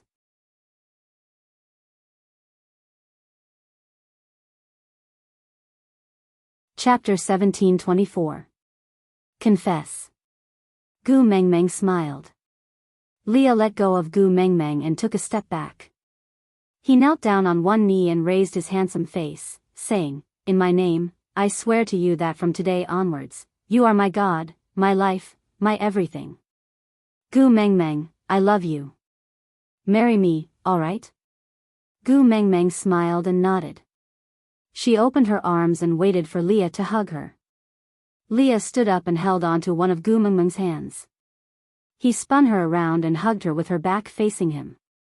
He whispered into her ear, you gave your left ring finger to Elvis and your right ring finger to Snakel. My ring can only be like this. As Leah said that, he opened his palm in front of Gu Meng Meng as though he was performing a magic trick. A fox-shaped ring hung on the necklace and fell in front of Gu Meng Meng. It bounced twice and swayed left and right before finally stopping steadily in front of her. Shall I help you put it on? Leah asked gently. Gu Meng Meng nodded. Then, she parted her hair and revealed her fair and smooth neck. Leah put the necklace on Gu Meng Meng's neck. That ring landed right in between her collarbone and it reflected the fox on her left ear. It was as if one was on her ear and the other on her collarbone, looking at each other from afar and guarding each other. Now, I can finally be at ease. Leah swayed his body gently. Ever since you told Sandy this story, I have been worried that a male called Eugene would come and snatch you away. Although I have watched the television series you mentioned after coming to the modern world and know that you did not lie to me, I could not bear to let you have any regrets. So, I used a large sum of money to hire the entire production team from the actors to the costume department. Even the scenes were remade according to that time period, just to replace him as the hero in your heart. Xiao Meng Meng, tell me, did I do it? You don't have to replace anyone. You will always be my hero. Gu Meng Meng leaned into Lee's arms and chuckled. The helicopter rumbled above their heads, creating a deafening sound. A ladder hung down from the helicopter. Leah carried Gu Meng Meng with one hand and grabbed onto the ladder with the other, leaving the dilapidated building. Grace transformed into a bird in a corner that no one noticed. After circling twice, he followed the trajectory of the helicopter and flew away. On the helicopter, Elvis and Snake were wearing the same attire as Leah. They sat on either side of Gu Meng Meng. Leah sat opposite Gu Meng Meng. His gaze swept across the ring on her neck and then her left ear. Then, he smiled and said, Xiao Meng Meng, look, you are much more fortunate than Kang Moiyan. You have 4 Usaijins. Gu Mengmeng smiled and nodded, not saying a word. Leah could not allow her to have any regrets in her life, no matter if it was love or hate. Even after thousands of years, she had already forgotten all the love and hate she had, but he still firmly remembered what had hurt her and what had made her happy before. Just this kind intention alone was hard to obtain even with 1,000 gold pieces. Leah looked out of the window and said, "That fool who was unwilling to act pitiful in front of you, because he could not bear to part with you, he chased after the helicopter from F country to here. Now, he is afraid that you do not want to see him, so he did not dare to board the helicopter and still chased after the helicopter back to F country. Xiao Mengmeng really does not intend to care about him." Hearing Li's words, Gu Mengmeng then regained her senses. Following Li's line of sight, Grace was indeed chasing after the helicopter in the form of a vulture. Digression. That was the end of Li's proposal. As usual, I recommend Susu's new article, Warm Thoughts on a Pillow, Don't Stop Taking the CEO's Medication, a 1v1 sweet pampering article. No mistresses, no exes, no misunderstandings. If there are babies who like to read sadistic articles, please pay attention to Susu's completed article, Overbearing Wife. I heard that the wife wants to divorce her husband. Beast World will temporarily end here. The editor said that if the data is good, he will let me continue to publish more. Any more and it will probably be the content of Grace's marriage proposal. Susu will try her best to fight for it with the editor. If my babies like it, please leave a comment.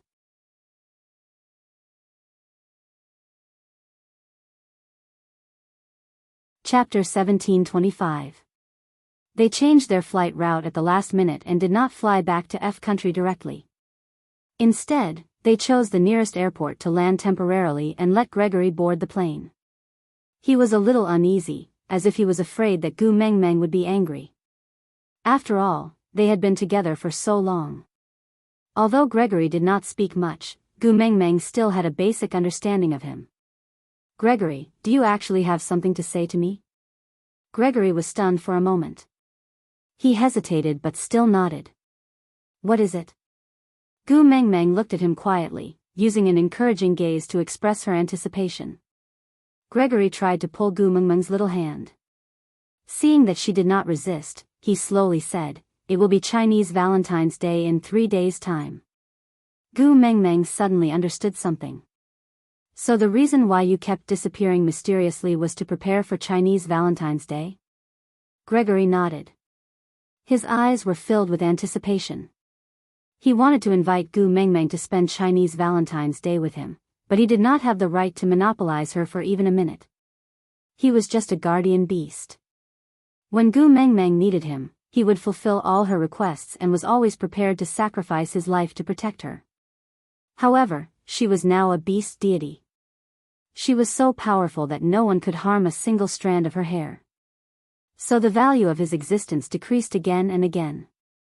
It was only because he had guarded Snake for her for 1,000 years that she did not abandon him. It was already her kindness and charity that allowed him to stay by her side. He did not have the right to ask for more. Chinese Valentine's Day is actually quite suitable for the occasion, isn't it? Leah swayed his tail seductively with a faint smile. Gu Mengmeng smiled at Leah. He was the one with the strongest jealousy in the family. Elvis had the status of the first partner and rarely showed any signs of jealousy. Although Snake was overbearing, after experiencing 3 lifetimes of separation and reunion, he already knew that he could not be Gu Mengmeng's only one. Moreover, he was indebted to Gregory, so he was very tolerant towards Gregory. Only Leah did not hide his jealousy. He always guarded against anything other than partners who had already become a fact. But now, he was the one who stood up for Gregory. It was rather refreshing. "Why are you looking at me like that?" Leah leaned forward and bit Mengmeng's earlobe gently. He said flirtatiously, "Your gaze makes me want to eat you up." Gu Mengmeng pushed Leah away and snuggled into Elvis's arms, not wanting to bother with this indecent fox. "Xiao Meng, you've been testing him for more than 1,000 years, and we've all acknowledged him as a family member. If you like him, then give him a chance." Gu Mengmeng looked up at Elvis, not knowing what to do. It was not that she was shy. Gregory had lived with her family for thousands of years, and she had long regarded him as her own man in her heart. However, that layer of window paper had not been pierced through for 1,000 years, and the dust on it had long been as thick as the city walls. Now that he suddenly wanted to stab her, she didn't know how to face it. Just as she was hesitating, a grip tightened around her waist and she was lifted up from Elvis's arms by Snakel. He stared at Gu Mengmeng for a while before extending his arm to hand her over to Gregory. Take this. Take good care of her before Chinese Valentine's Day. Digression: the Mid-Autumn Festival is starting. Are you surprised? Are you surprised? But I'll say in advance that Gregory did not have much content.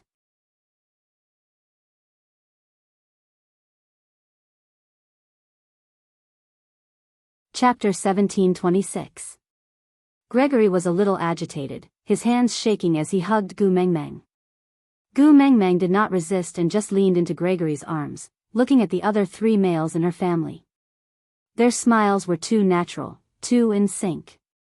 It was as if this scene had happened 1,000 years ago and they had already mentally prepared themselves.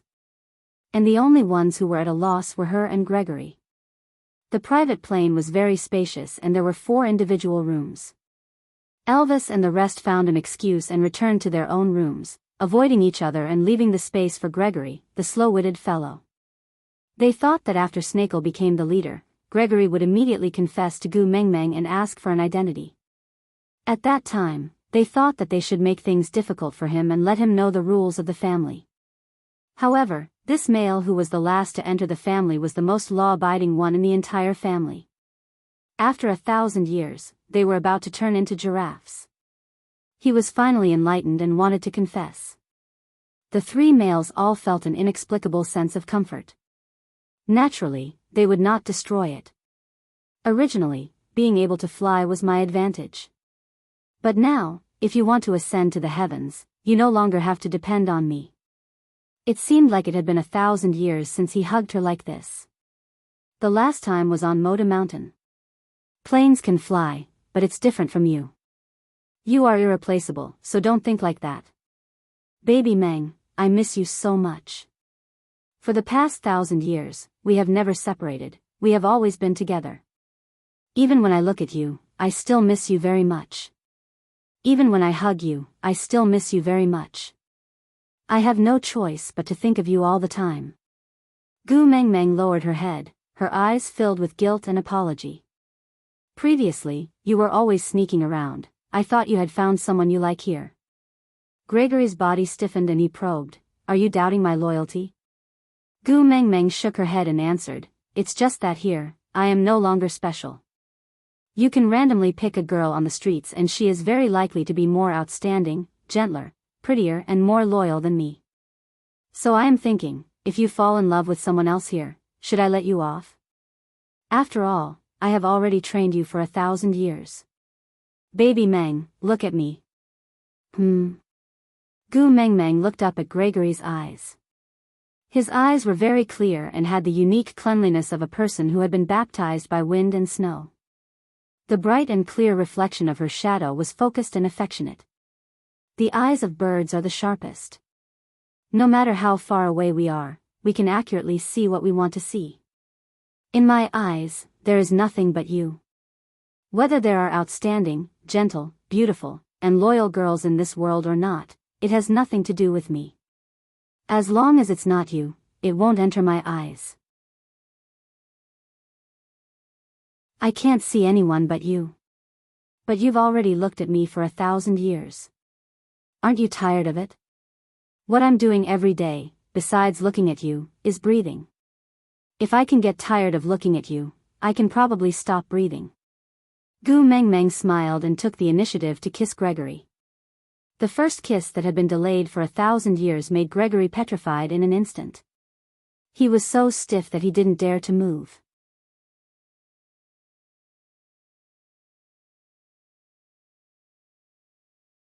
Chapter 1727. After returning to F Country, Snake had to settle his family matters and was extremely busy. Elvis and Leah also had to settle the fiery flames and had little free time. The Chinese Valentine's Day was 2 days later and the people in F country did not celebrate this festival, so there was not much of a festive atmosphere. Gregory held Gu Mengmeng's hand as they boarded the high-speed train. Actually, there were countless luxury cars parked in the garage, but if they drove those cars out, it would be too conspicuous and attract attention. He did not want some irrelevant people to affect his rare time alone with her, so he chose the most low-key way to travel. There were quite a lot of people on the high-speed train and Gregory's heart ached that Gu Mengmeng would be squeezed, so he used his arms to create a small space for her, hugging her in his chest. Gu Mengmeng wrapped her arms around Gregory's waist, then pressed her little face against his chest. She looked like a little woman in love, making one feel pity and love for her. As the train swayed, her little face rubbed against his chest, making his entire body go numb as if he was electrified. He could not help but lower his head to kiss the top of her head. When they reached a certain station, Gregory carried Gu Mengmeng down the train and walked to the entrance of a seemingly ancient courtyard with familiarity. This small courtyard was a standalone building that had a very aged feel. It was a typical ancient European building, but it was obviously in decline and lacked maintenance, so it looked so down and out. After pressing the doorbell, there was a quick response from inside. Looking at the person who opened the door, Gu Mengmeng was stunned and surprised. Fei Rui? Gu Mengmeng tilted her head to look at Gregory and asked with a smile, "You always tell me that you have something to do, so you came to find Fei Rui?" Gregory nodded with a smile on his face. If he knew what kind of person Gu Mengmeng was in the past, he would not be smiling so calmly now. After all, she had been fantasizing about Elvis and Leah for a long time.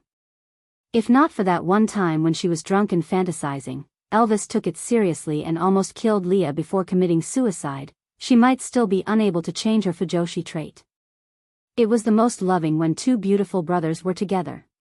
Birds fall in love with fish, she seemed to have told this story to the females in the tribe before. But she had never said that the bird and the fish had to be a male and a female. While Gu Mengmeng's thoughts were running wild, Gregory had already carried her into Fei Rui's courtyard. The courtyard was filled with greenery and exuberant vitality. Unlike the desolation outside the courtyard, this place was warm and tranquil, giving off a feeling of paradise. Passing through the small courtyard, there was a glass piano room with a wooden piano in it. One could tell that it had been there for at least a few decades or even 100 years. "Grace has a surprise for you." Fei Rui's eyes were bright, and his smile was as clean as a child's. "I look forward to it." Gu Mengmeng returned a smile before looking at Gregory.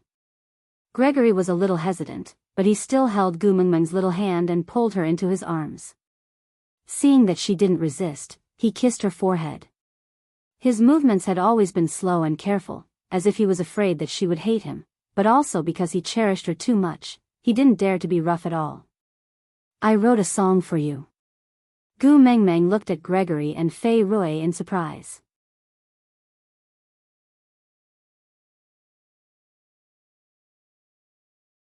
Chapter 1728. Fei Rui did not know how to sing, but he played the piano extremely well. Gregory's voice was a natural singer and the lyrics were written by him. They were filled with love for Gu Mengmeng. Gu Mengmeng felt goosebumps all over her body from the first line. She could clearly feel her blood boiling and spreading through her body. At that moment, Gu Mengmeng felt as if she could see the sunlight shining on Gregory's body through the glass, giving him a warm glow. His eyes were filled with love. It had been settled for 1,000 years and was extremely deep. Every word and sentence was a shared memory between the two of them for 1,000 years. The first time she went up to Motu, she forced him to jump off the cliff with her own life. The second time she went up to Motu, they spent 7 days together as if they were passionately in love. There was also their separation in life and death, waiting for 1,000 years. Even in the 1,000 years after his return, those trivial matters that she had forgotten became the most blissful memories in his songs. She was attracted by his singing and was completely immersed in the musical atmosphere created by him and Fei Rui. She could not extricate herself. Gregory was really too charming at that moment. When Fei Rui's last note ended, Gu Mengmeng could not recover from the musical feast that was held just for her for a long time. Gregory walked towards Gu Mengmeng, stepping on the scattered sunlight. He shook his shoulders slightly and then opened his arms to form a pair of wings. At that moment, Gu Mengmeng felt as if she had seen an angel. She threw herself into Gregory's embrace and wrapped her arms around Gregory's neck, kissing him deeply on the lips. His wings came together from both sides and enveloped her completely. This kiss was a kiss that had been late for 1,000 years. He did not allow anyone to disturb or spy on them. "I'm very touched, really very touched." Gu Mengmeng's eyes were moist because of his 1,000 years of deep love. "Being able to tell you everything is the happiest thing that has ever happened to me." Gregory's wings slowly transformed into arms and he gently hugged her slender body in his arms. "Baby Meng, I'm sorry. I don't have the ability of the other family members to adapt to the rules of this world so quickly. I've always felt very lost. I don't know what position I should have by your side in this world. Elvis and the rest have already prepared everything that you need. Therefore, the only thing I can give you is this unchanging, 1,000-year sincerity. Can you please allow such a useless person like me to become your partner and celebrate Chinese Valentine's Day with you?" This title should have been given to him a long time ago.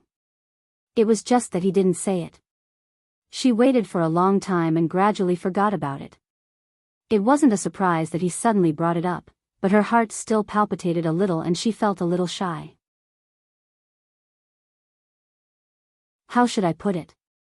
Her marriage to Elvis and Leah was a result of circumstances and atmosphere. It was just a matter of time. As for Snake, there was no need to even mention him. That overbearing guy didn't even give her a chance to refuse. Just like that, he branded his mark on her body. Gregory was the first person to ask for her opinion in such a serious manner. He placed too much emphasis on rules. Gu Mengmeng had no doubt that as long as she showed even the slightest hint of rejection, he would immediately strangle this confession that he had been preparing for 1,000 years and return to the position of a guardian beast that he could not speak of. He would guard that lonely position and never step out of it even if he died. Out of topic.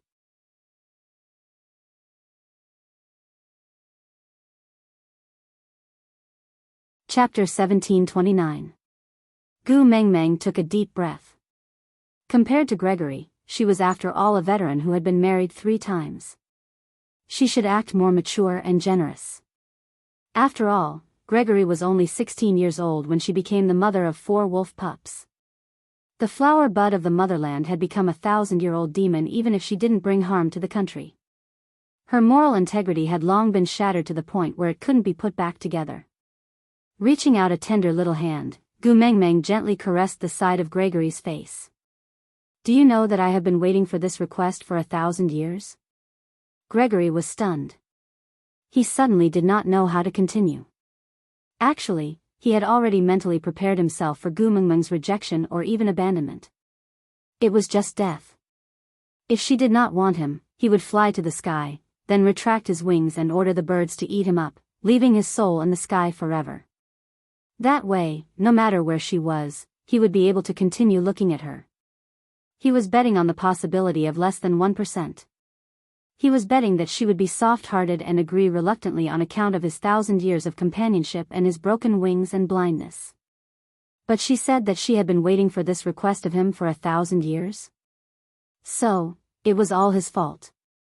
He was too weak and had no courage. That was why he had wasted these 1,000 years. His eyes flashed. He hugged Gu Mengmeng tightly in his arms. "Sorry, baby Meng. I am too useless. I made you wait for so long.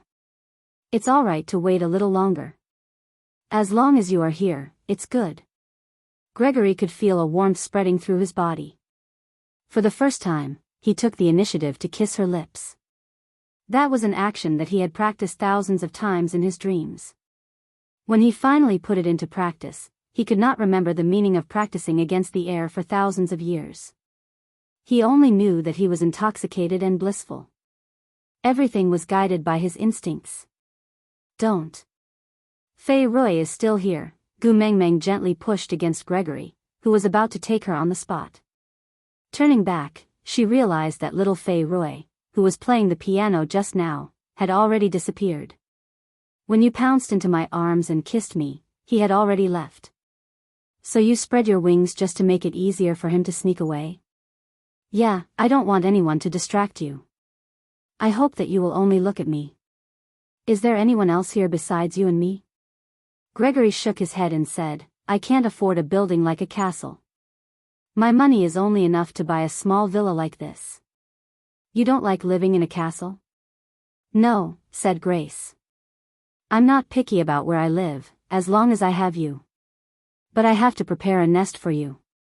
If you're willing to lay eggs for me in the future, I can't possibly let you lay eggs on a tree branch, can I? Gu Mengmeng sneered but did not say anything to hurt Gregory. She just asked, then where did you get the money to buy this villa? Fei Rui and I signed a record contract with an entertainment company and debuted as singers as a group. I had Leia look over the contract. There's nothing wrong with it. I used all of the signing fee to buy this house. Baby Meng, I'm sorry. I didn't give you the money I earned and made the decision on my own. But I promise, I will only act on my own this time. In the future, every penny I earn will be given to you, and I won't keep it for myself. Don't be mad at me, okay?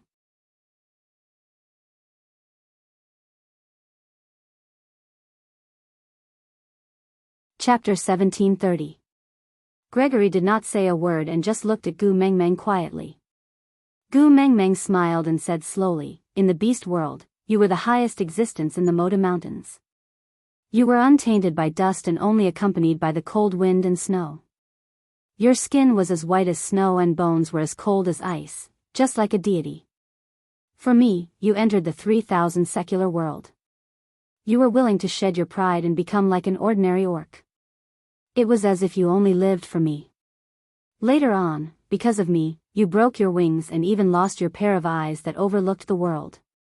I can't forget how you looked with your back facing me when you were covered in injuries. I can't forget how you were able to remain calm even when the earth shook and mountains shook.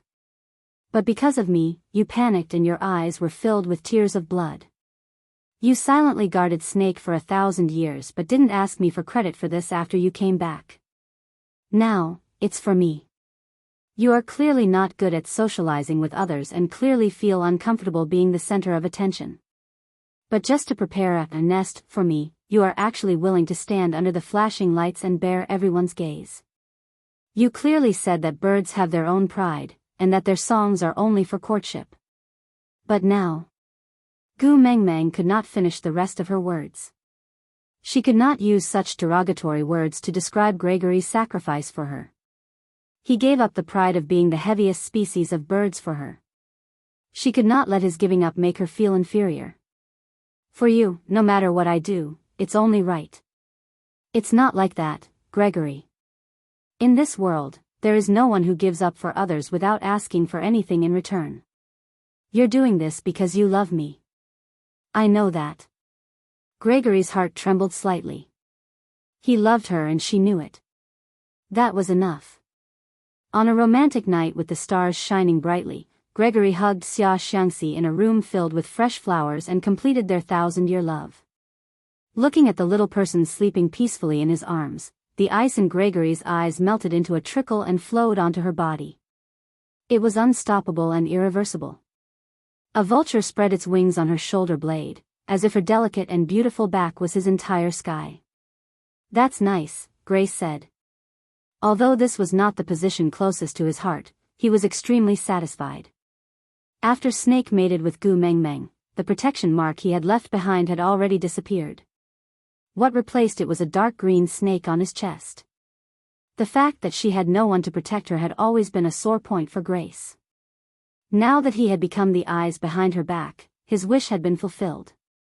Compared to anywhere else, this mark was the most satisfying to him.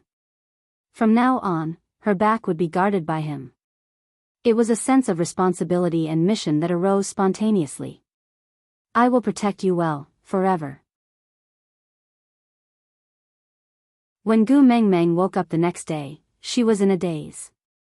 However, have you ever had that experience? He slept until his arms were numb. He wanted to turn over, but he found that he couldn't move at all. When he came to his senses, he realized that he was in midair. Yes, she was in midair. On Grace's back. She was tied to her back with a bed sheet by Gregory without any sense of beauty. Then, she was sent flying in the sky for an unknown reason. Grace? Gu Meng Meng called out, and what answered her was a chirp. All right, after her son, she now had trouble communicating with her own man. He had become a beast deity, but still could not understand the beast language. What kind of heaven-defying bug was this? Was no one going to fix it? Aside from the topic, let's not write about Gregory's meat for now.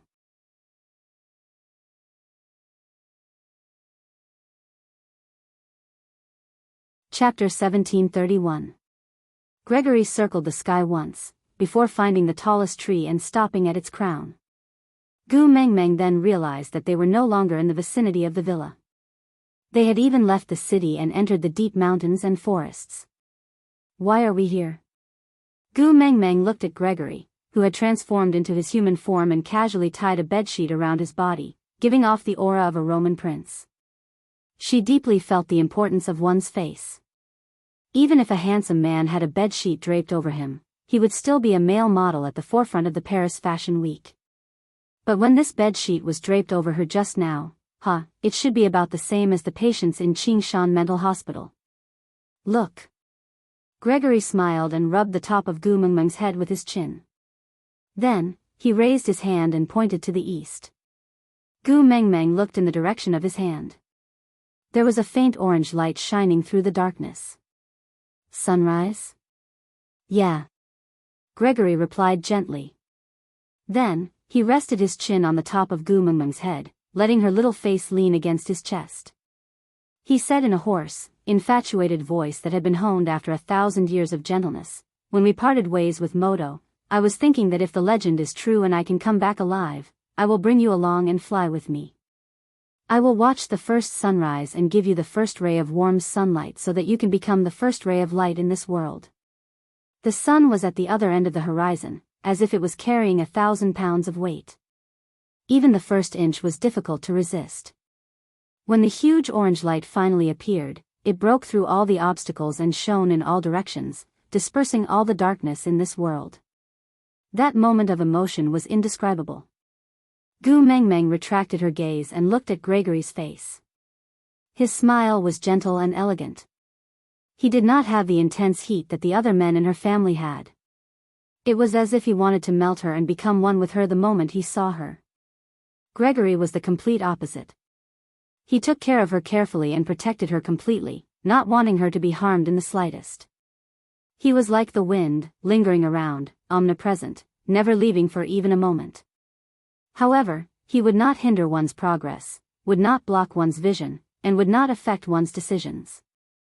He only quietly sent a wisp of coolness in the hot summer, or blowing on her face, or caressing her hair, or gently fluttering the edge of her skirt. He used all of his gentleness and treated her well for 1,000 years without her noticing. Today was probably the first sunrise in his world, right? From then on, the sunlight would dispel the darkness called loneliness, and he would no longer have to struggle outside of her world. He was her man. He was famous and had a share. Baby Meng, I still want to do something for you.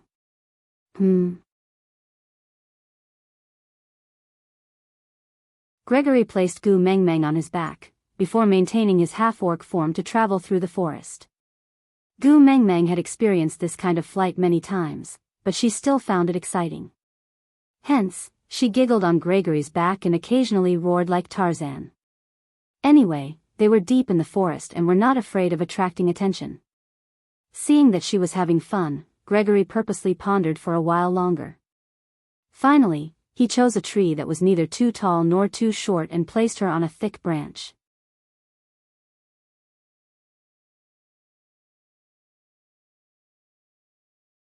Chapter 1732. Gu Meng Meng nodded her head in agreement. Then, she watched as Gregory jumped down the tree and got into a stance. Gu Meng Meng was a little confused. She did not know what Gregory was doing. But she could not deny that this stance looked pretty good. After a breath, Gregory started punching, kicking, jumping, somersaulting. He belonged to the category of abstinence. Just standing there quietly made Gu Mengmeng want to call him master. Now that he was moving, he looked even more like a celestial master from a sect, a peerless master. With a shake of his shoulders, he stood at his original spot and slowly stopped his stance. Gu Mengmeng was so absorbed in watching that she could not help but clap for Gregory at the same time. And with this clap, she naturally let go of her hands. Losing her balance, Gu Mengmeng fell down from the tree. Gregory had been observing Gu Mengmeng all along. Naturally, he would not let her fall. So, he spread his wings, and when he was in front of her, he turned his wings into arms and hugged her tightly. Then, he landed on the ground. Gu Mengmeng was actually not too afraid of falling. Maybe it was because she had fallen too many times when she was the messenger of the beast deity and was already used to it. But at this moment, her heart still couldn't help but beat so fast that her face was a little hot, so hot that it was scorching. "Are you scared?" Grace asked with concern. Gu Mengmeng shook her head and did not say a word. Gregory placed Gu Mengmeng on the ground and let her sit on the protruding root of the tree. Then, he checked her body carefully to see if she was injured. "What kind of stance did you use just now?" "It was so beautiful." Gregory was kneeling on one knee on the ground, checking Gu Mengmeng's wrist. When he heard that, he looked up and his gaze was filled with warmth. "I should be the one asking you this question." Gu Mengmeng tilted her head in confusion.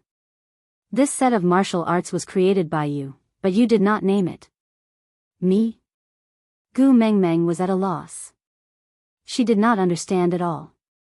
Gregory placed her wrist down and maintained his kneeling position. He placed his hands on both sides of Gu Mengmeng's body for support. His upper body leaned forward slightly and he leaned closer to Gu Mengmeng. "When you were preparing to retrieve the love of the sky, we spent 7 days in the cave at the top of Moda Mountain. At that time, you drew a portrait of me. Do you remember?" Gu Mengmeng smiled awkwardly. To think that Gregory could so calmly call that Crayon Shinchan has something on his mind portrait. This was definitely a dark history, and Gu Mengmeng felt that there was no need to remember it so clearly. But looking at Gregory's expectant eyes, she answered honestly, "I remember. Before you painted my portrait, you also painted other things on the wall. Do you remember?" Gu Mengmeng thought about it and felt a little lost. Grace picked up a branch from the side and started drawing on the ground.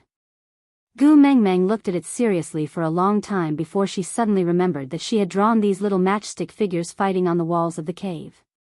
She even told Gregory in all seriousness that this was the martial arts esoterica that she had left behind. In the future, a fated person would jump down from the mountain peak and not fall to his death. Coincidentally, he would fall into this cave and obtain this esoterica. Then, he would cultivate the ultimate martial arts and become an unparalleled hero. At that time, she was talking nonsense. After Snake revived, the Hatua Mountains completely collapsed.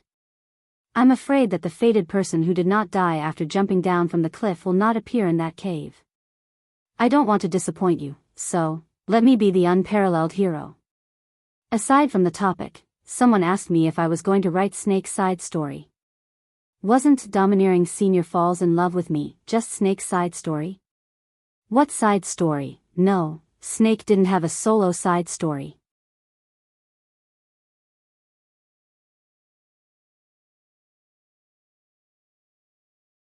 Chapter 1733.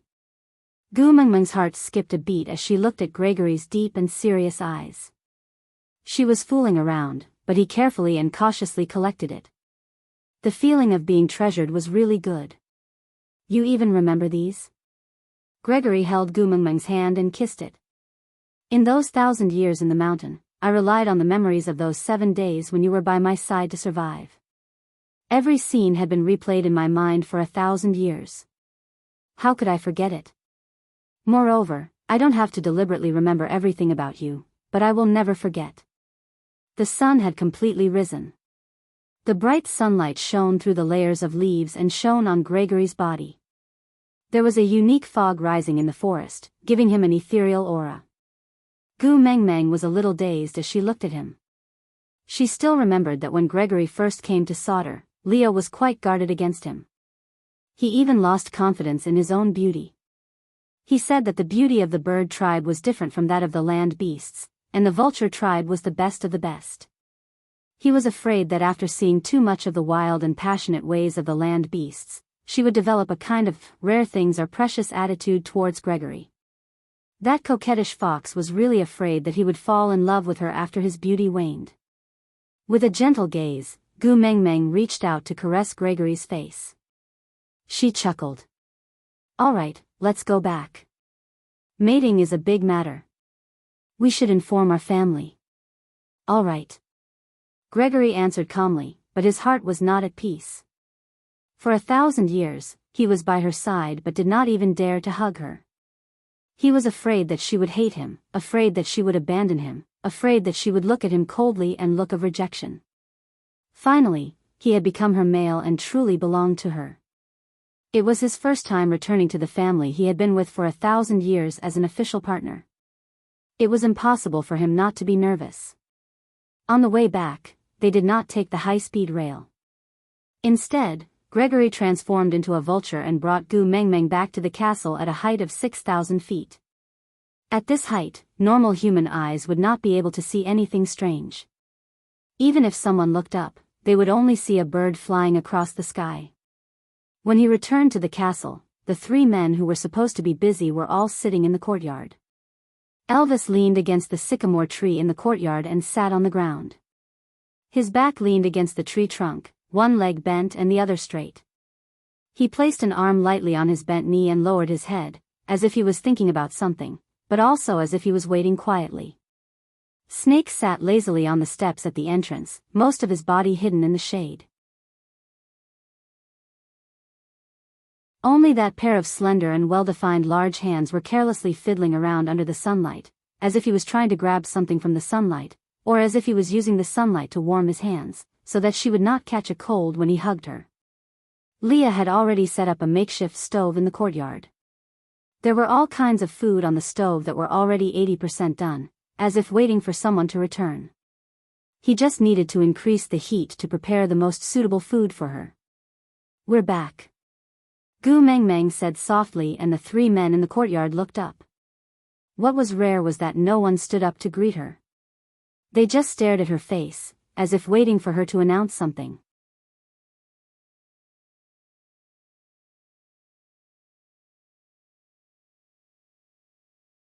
Chapter 1734.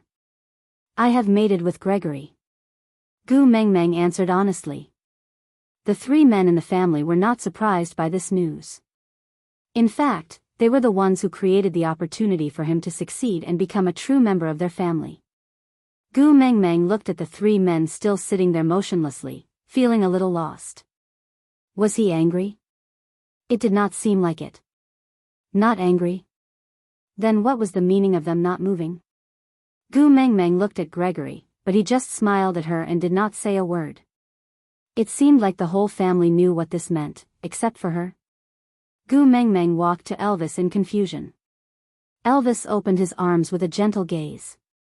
He did not take the initiative to hug her and just waited for her to enter his arms. Gu Mengmeng felt a little weird but did not think much about it. She just snuggled into Elvis's arms and looked up at him, asking, "What's wrong with you guys? You look weird." Elvis lowered his head and kissed Gu Mengmeng's forehead, saying, "We are afraid that you will forget the old and enjoy yourself to the point of forgetting home." What? Gu Mengmeng did not know whether to laugh or cry, saying, "How is Gregory considered a new person? He has lived with us for thousands of years. But didn't you just taste him for the first time last night?" Gu Mengmeng blushed and punched Elvis's chest, saying, "You're so annoying." Elvis smiled indulgently and allowed her to behave atrociously in his arms. He was not angry at all and only discussed with her seriously, "Are you satisfied with his performance?" Gu Mengmeng looked at him and asked, "Are you satisfied?" Gu Mengmeng's face was so red that she could not say a word. She glared at Elvis coquettishly. He had learned bad things. He was now the first partner of a racer. Xiao Meng, you have 4 beast kings by your side now. Gu Mengmeng choked and suddenly looked up at Gregory. Only then did she realize that the feathers around his ears seemed to have changed. The color was more vibrant and even had a golden luster. When did you? I upgraded halfway through the mating process. At that time, you might not have noticed. Gu Mengmeng held her forehead and buried her face into Elvis's chest. If only she had noticed at that time. Among the Beast Kings, their abilities are almost the same. The status of the 4 of us in the family could no longer be determined by force like in the beast world. So, what the 4 of us are waiting for now is for you to re-establish the family order. Gu Mengmeng looked at Elvis with a dumbfounded expression and said, haven't we been getting along well in our family? Why do we need to establish order? Just let it be like this. Fool. Elvis kissed Gu Mengmeng's dazed little face and sighed helplessly. The males in the beast world and this era have different views on love and family, but there is one thing that is very similar, and that is the possessiveness. There's no need for order when it's just Leah and me, because we've been working together for many years before we met you and confirmed each other's family positions. When Snake returned, we did not rearrange the family order because we knew very well that Grace would one day become a member of our family. It was just that back then, he didn't think that he would have to wait for so long to mate. Fortunately, all of our family members are here. We are now a complete new family, so we naturally need a complete new order. But Xiaomeng, wolves are greedy by nature, foxes are cunning by nature, and snakes are selfish by nature.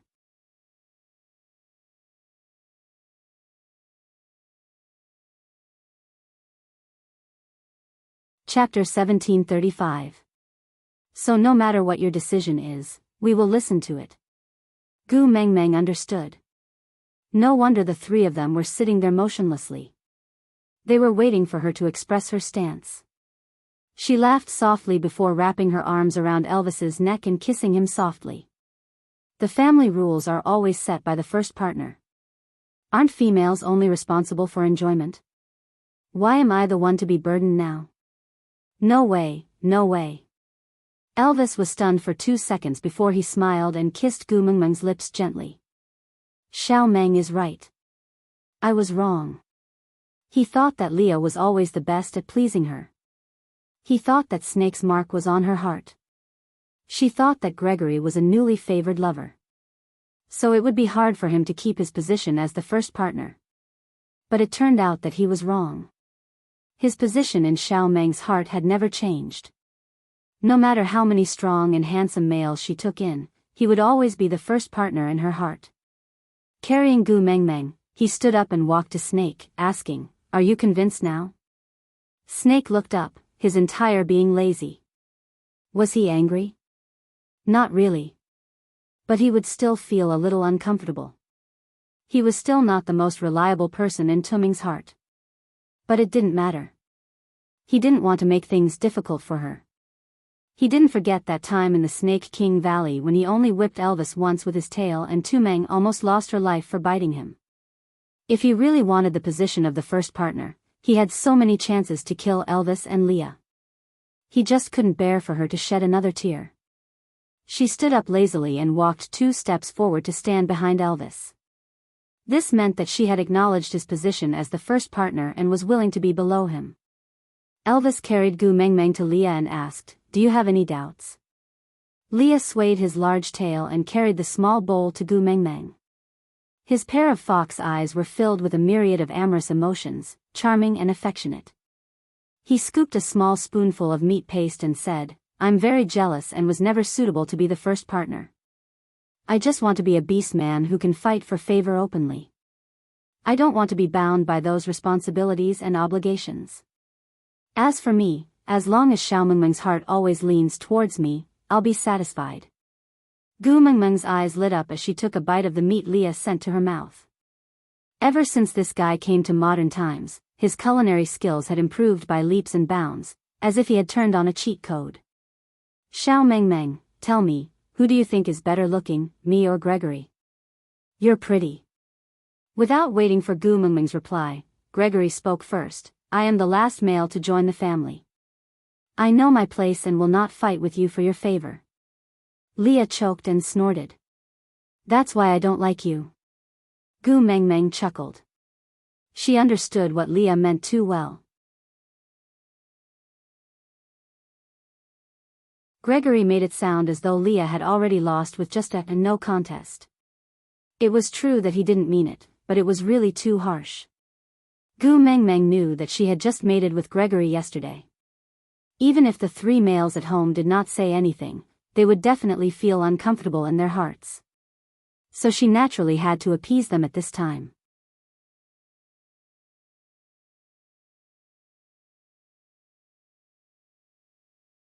Chapter 1736. Gu Mengmeng hung in Li's arms and Leah passed his tail to her out of habit. She had a serious fetish for plush. Under Li's intentional nurturing, this problem became more and more serious.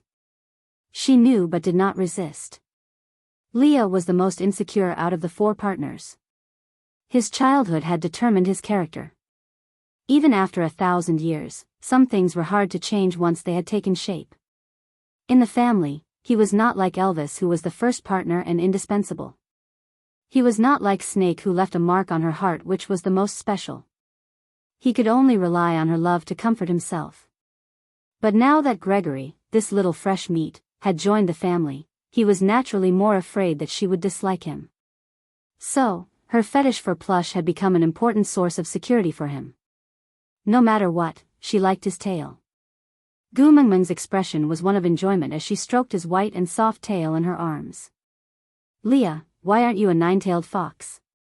If you had 9 tails, just thinking about it makes me happy. Are you looking down on me? Leah said as he acted like he was going to retract his tail. Gu Mengmeng was having a great time stroking him. How could she let him retract his tail? No, one is good enough. One cannot be too greedy. I am content. Li's smile was a little triumphant, but it was filled with a lot of pampering. Actually, it was not entirely because he lacked a sense of security that he indulged Gu Mengmeng's fetish for plush. More of it was because he craved her satisfied expression. What she liked should be satisfied. Elvis turned around and looked at Gregory, asking, then, what about you? Do you have anything to say about being the first partner? Gregory shook his head, his gaze landing on Gu Mengmeng's face, who was playing with Li's tail happily. Now that I have a status and can openly accompany her by her side, I am already satisfied. I never dared to dream of being the first partner from the start. Elvis nodded and said, all right, since that's the case, then as the first partner, I will announce the 3 rules of our family. 1. Do not let Xiao Meng cry. 2. Do not let her swear. 3. Do not let her tell legends. Yes. The other 3 said in unison. However, after this sound, the entire world began to shake. Gu Mengmeng was shocked and did not understand. Elvis quickly carried Gu Mengmeng back into his arms and looked at Snake. Only he was familiar with everything in the illusory realm. Snake sighed helplessly and said, the environment is ultimately an illusion, it cannot withstand the power of the 4 beast kings. Gu Mengmeng stared in bewilderment as everything in this world gradually disappeared before her eyes like a faded oil painting. Then, the scenery in front of them was replaced by an endless grassland. She had returned to the world of her beast god. However, this place was different from when she went to the dreamland. Unknowingly, a mountain range had appeared in the grassland. That shape, Moto? Snake chuckled and rubbed Gu Mengmeng's head. Let's go in and take a look. There's a surprise. Gu Mengmeng did not understand but still signaled Elvis to go over to take a look. Without another word, Elvis transformed into a wolf and carried Gu Mengmeng on his back, flying towards Motu. When they reached the entrance, they saw a small stream. It was clear and cold, like flowing ice, with bits of light and shadow. On the other side of the stream, there were many people sitting around.